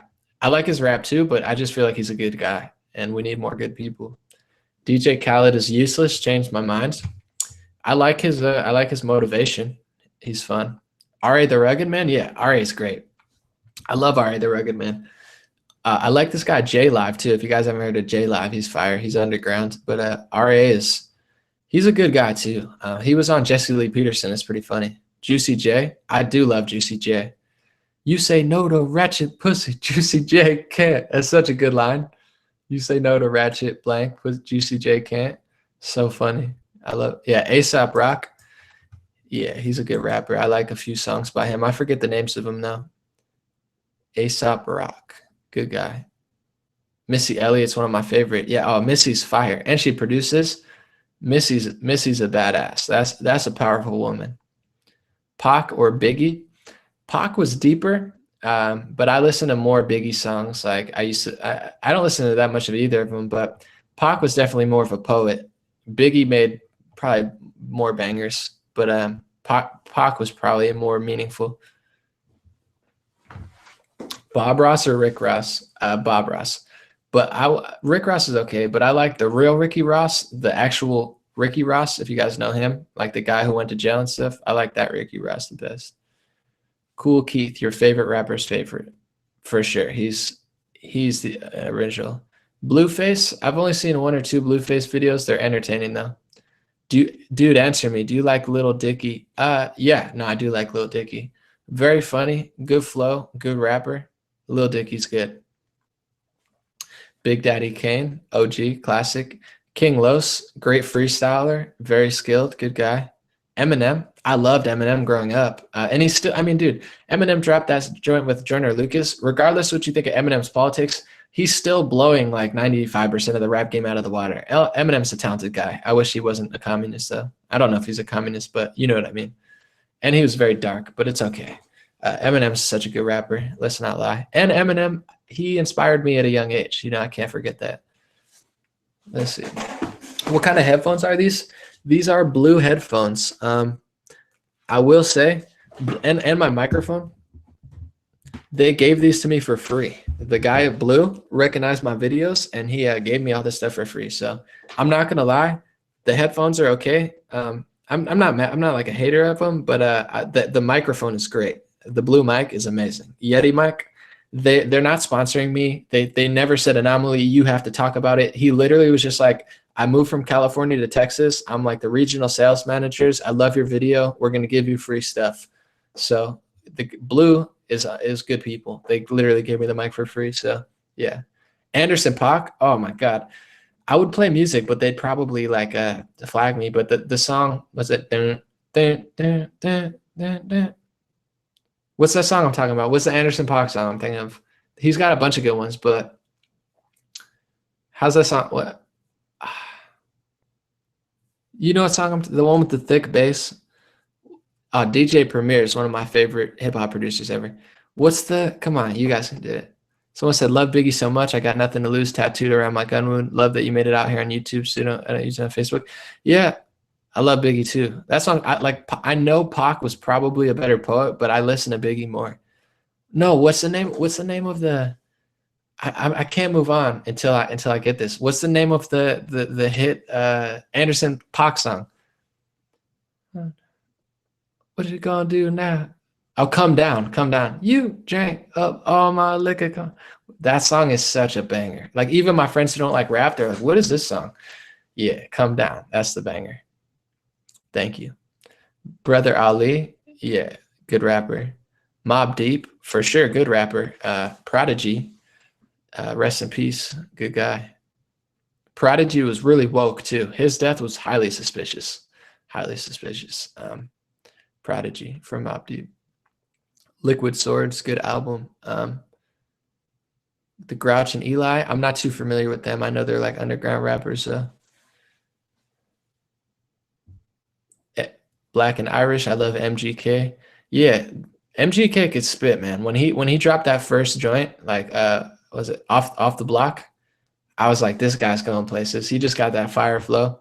His Eminem beef was pretty funny too. I liked his angle because Eminem's one of the best rappers ever. And like MGK's angle was like, he was basically like, I might not out rap you, like, but you're corny. Like it was the perfect angle to go at Eminem because it's hard to say he won or lost, but people were like, dude, Eminem crushed him. And I was like, not really. I thought MGK's diss was pretty funny because he's like, dude, you could flow, but like you're whack. Like you can't go at Eminem and be like, you suck at rapping. Like it's not gonna work. So he's like, dude, you're good, but like, you know, your daughter's cuter. Like he was going, he was going hard.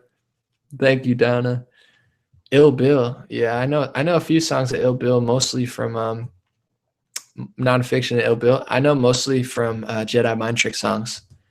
Someone said Alien is Neil arm A backwards. Yeah, that's crazy for sure. Nonprofits. I'm not too familiar with them. Someone says, is this live? No, it's not live, but I just read it in the past. Yeah, it's live. All right, I'm being dumb. This could be such a long stream. People are going to be like, I don't want to watch 2 hours of him talk about Howard Schultz. People like some people are like, dude, 10 minutes is too long and I only do 2 minutes. I'm like, I do that. Sage Francis, y'all sleeping. Facts. I'm glad you guys love rap. Like on Facebook, it's everyone's like hates rap. I rap. They're like, dude, I don't like this music. I was like, you guys are awesome. It's like Roy Orbison. I don't know much about Roy Orbison. Rat-a-tat. Yeah, I love Rat-a-tat. I used to rap over their beats and freestyle. It took balls to go against Eminem. Facts. Lil Dicky. Yes, better than most rappers. House of Pain, best white rappers from Boston. Yeah, House of Pain had the banger. What was it? Jump Around. It's a banger. Like, how can you be mad at that song? Gorillas. Yes. Finally, someone let me out of my cage and top of me a sign because I'm dead no age. Now you shouldn't be there. Shouldn't be scared. I'm good at repairs and I'm under each snare. Intangible. But this is not a freestyle. Someone said freestyle. That's a gorilla song. I'll freestyle another time. It's pretty late. I don't want to be too loud, but I don't really care. ICP. I don't know much about ICP's music, but they're hilarious. If you want to hear something funny, listen to ICP on Dr. Drew's show Loveline. Fucking hilarious. I'm going to curse because we're 2 hours in. No one's going to watch this far. Yeah, dude, ICP's funny. Bloodhound Gang. I mean, that one song was hilarious for sure. Yeah, Gorillaz are a really good music project that so good. High level stuff. Korn and Ice Cube, Follow the Leader. I haven't heard it. Trying to see where we at. Juggalos are really good mofos a lot of the time. I'm not a Juggalo hater, man. I'm cool with the Juggalos. Once I saw ICP like talk, I like that they're like independent. They created a whole movement by themselves. It's pretty legendary. Stretch and Bobito, best radio station. Yeah, that's classics. I actually know a lot of guys that gave me props early on where they freestyled on Stretch and Bobito's like show. You know, I got a lot of OG friends. I got a lot. Like I'm good. I'm connected. Like people are like they must hate you. I'm like nah. I mean, probably fake people don't like it, but to be honest, the real ones know, and there's a lot of real ones out there. So. Someone said, hey, don't curse. I'm watching LOL Carl. Well, you can't tell me not to curse and then throw me money. It's not gonna make me not curse. I can't tell if I should or shouldn't. Someone said, how about Sublime? Yeah, we already got it, but maybe you're new. I love Sublime. That's my go-to karaoke song. I ain't got no Santeria. I ain't got no crystal ball. Well, I had $1 million, but I spent it all. All right, that's enough. If I could find that Hannah and that Sandra that she found, will I pop a cap? Someone said, Ill Bill is Necro's cousin. Facts. What do you think about cryptos? I got some. I made money, didn't take out, and I lost a decent chunk of money. I screwed up, but I'm hodling. So I got it. The Beatles? Yeah, of course. I mean, who doesn't like the Beatles? That's just rude. Jimmy Buffett, I don't know enough about him. Yeah, Bad Fish, great song. I've got Sublime on each song, on each arm. Well, they're always with you, and they're not going out of style. Sublime is always the play. Let's see. Yeah, I'm hodling. I'm hodling sadly because literally I don't want to say how much because I honestly I took all my savings at the time and it wasn't a lot, but it's a lot. Like it's not a lot to have as all your savings, but it was a decent chunk of money. I put it all in crypto and I was up times 5 and I'm just like going to the moon, going to the moon. And then it's down like times 5 now. So I blew it. I'm hodling. Lauryn Hill, incredible for sure. Hank Williams, I don't know enough about. You guys could go into country though. I do know. I like old like Rascal Flats. I like old Garth Brooks. Like I ain't good, and then like I ain't went down yonder on a Chattahoochee. Never knew like songs like that. That's my era. I'm not into the new country pop, but I like old like 90s, 80s like country like that, or maybe it's 70s. I don't know. Went down yonder on a Chattahoochee. I got friends in low places where the whiskey mounds and the beer chases my blues away. Brooks and Dunn, fact, fire. Creedence Clearwater Revival, fire. Kid Rock, not only is he actually supporting us, but yeah. Kid Rock was one of the earliest rappers I heard. I was like, bah, with the bah. I was like, what is this? Just kidding with the cursing. Oh yeah, no, thank you, Carl. I try not to curse anyway, but I figure we're so far in because people will message me and be like, my 7-year-old kid watches your stream. I'm like, shit. 21 Pilots. I'm not the biggest fan, but their hit songs are the best songs on the radio. Like they're talented, and they're good. They're good. Yeah, I haven't heard that much, but every time their songs come up, I'm like, wow, these are actual good artists on the radio. They're good.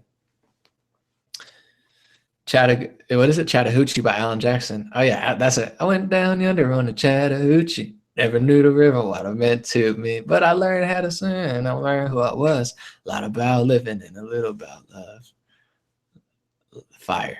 Fire. That song is such a heater. My mom used to take me to country line dancing. I swear I'm not like cracked. My eyes look terrible, but I'm just, I guess it's probably just like being up. Oh, the White Stripes. Yes. I can actually play My Doorbell on piano. That's another song I could play. You guys are killing it tonight. I love this. This is so much better than Facebook. Facebook's like, I don't like, oh, it was like my power's going out.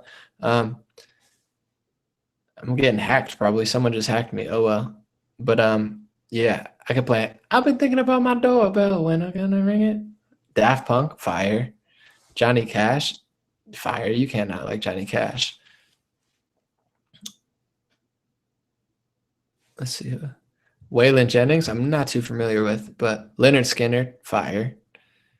Jack White's a legend. Yeah, he's an incredible musician. I heard he writes for his like sister, wife, or whatever she was. Like, I didn't know. It's like a weird story. Like she's not really a sister or something, but the dude is amazing. Sly and the Family Stone, obviously fire.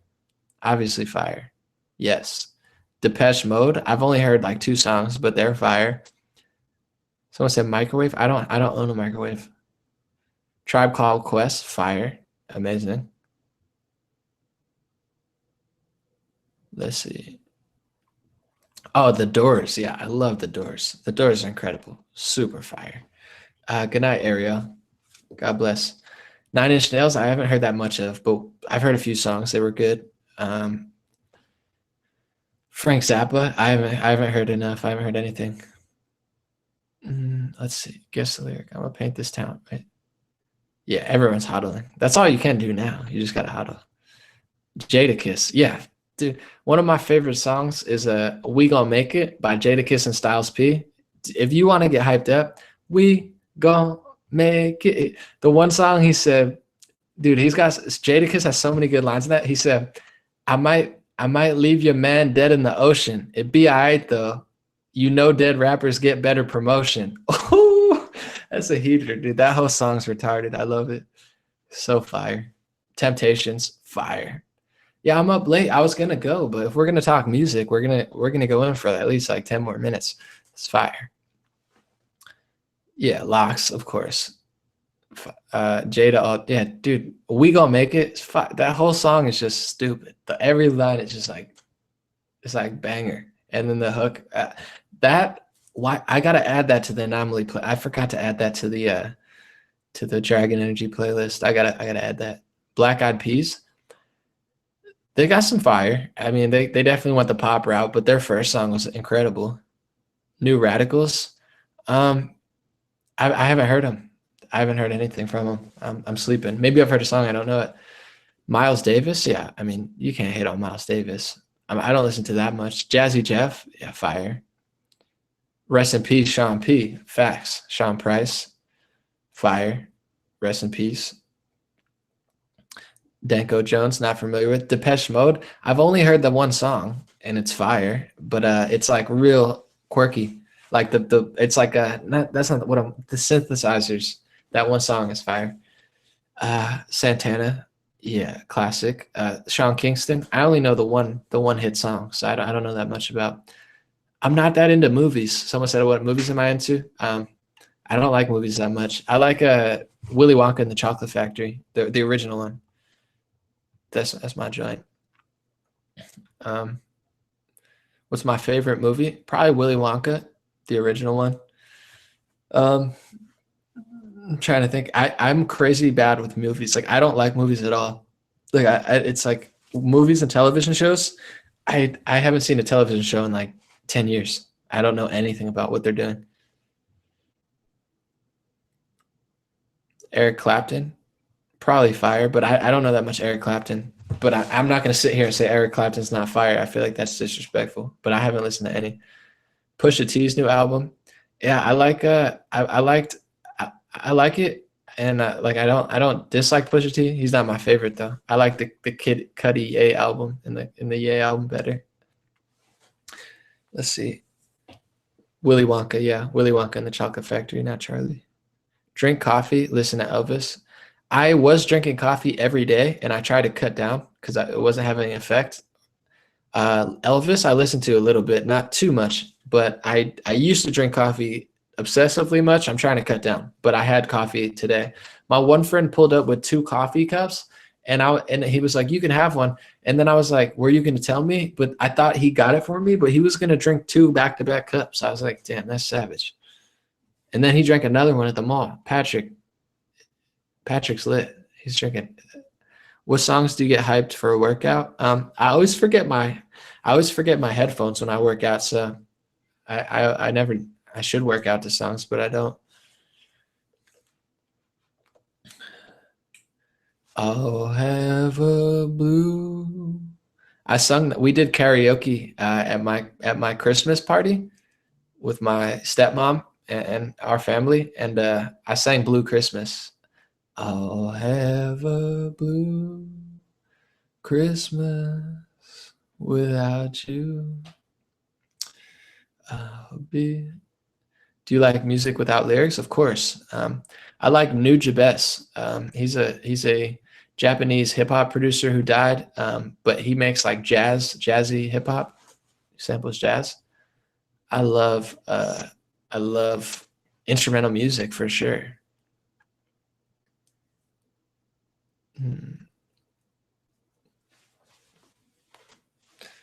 Albert King. I don't know who that is. When I skip them, I don't know who the people are. Paul Wall. He had his moment. I'm not the biggest Paul Wall fan, but I'm not gonna hate on your boy. The rare Texas just grilled out. He's like, yee. I like Riff Raff. Riff Raff's funny. Man on the Moon by Kid Cudi. Yeah, that's one of my favorite music projects. Like when I just got into college, Man on the Moon by Kid Cudi was just like life changing. He's a good guy, Kid Cudi. I love Kid Cudi. That's why I was so pumped to see him with Kanye finally. Like that song Reborn. That's on the Dragon Energy playlist. That's such a good song. Reborn. I'm so it, boy. I'm moving so good. You guys are great, man. I had no idea that I had no idea you guys are so good at hip hop and just all music in general. But when I swear on Facebook's losing me. I get banned for 3 days. I'm gonna come back. I'm like, you guys. Every time they're like, rap is for the devil. I was like, man, yeah. Early Jedi Mind Tricks is fire. Andy Milonakis is not bad at rapping. No, he's not. He's fire. Andy Milonakis is a good guy. When I rapped in 2008, he answered a YouTube email from me. Like he actually answered me, and I called him out on a cipher, and he actually responded. Like Andy Milonakis Good guy, good rapper. I love Andy Milonakis. Someone say, I'd love to see you debate Hassan Piker. Yeah, I'd be down. And Hassan, what I respect about Hassan is I respect that he does a lot of debates. Like that's respectable. Someone said you don't need Facebook, but here's what you guys don't understand. Like my Facebook reach is insane. I have 670,000 followers. On my other page, I have 1 million followers between two pages. I move the needle. Trust me. Like that's why it's crazy they banned me. I can't I'm not gonna give that up. You don't like my videos were viewed 200 million minutes in 2018. I'm reaching 10 million people a week. I'm getting 8 million views a week. Like that's insane. I'm not giving up Facebook. I'm gonna come here, but like I'm enormous on Facebook. It's insane. It's insane. That's why a lot of people here like I didn't even know that. I was like, it is what it is. No, I mean I'll do both. It's fine. But I think I'm gonna do streams here. I'll do streams here and then I'll go there and then I'll put them on there. Yeah, no, I'm not leaving Facebook. Yeah, I'm still going. I mean, this music thing was fun. We'll do it for like a minute more, but then I'll roll out. This is fun though. Now I see why Owen does like 5-hour live streams. I'm always like, how does Owen do 4-hour live streams? But then it's like you get in it and it's really fun. Someone said you're blowing up, brother. Yeah, it's nuts. It's crazy how big things are getting. Someone said Hassan Piker's a noodle. I mean, say what you want about him, but I respect the fact he does debates. You know, like I probably could debate him if I want to. We don't agree on a lot, but I listen to his Jesse Lee Peterson. Like I get where he's coming from, but anybody that actually does debates, though, you gotta respect it.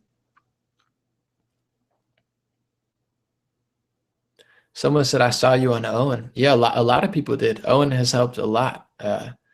Owen's got crazy reach. Like what Owen has built with the Bears and his own movement is just insane. Like it's so big and it's so powerful. Like Owen has helped a lot. And I've put a lot of my friends onto Owen. I've tried to. I'm just like, dude, you got to listen to Owen. That's why I was saying earlier, where I was like, I don't feel the same way about Joe Rogan and Jordan Peterson that Owen does, but I like Owen a lot more than I like them. Whereas like, so it's like it doesn't bother me at all. Like I'm not like, oh, I'm not going to listen. I always listen. But like when Ben Shapiro or Howard Schultz like hates on Trump, I don't like it. Not because they're not allowed to. It's just because I like Trump more. Like if I like Owen or Trump more than you, it doesn't sound good to hate so hard.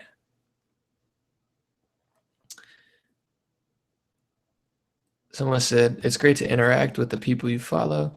Makes us feel like you're really listening to us, not just, yeah, no, I am listening. And especially, I'll do more of these for sure. All right, I'm gonna roll out in like a minute.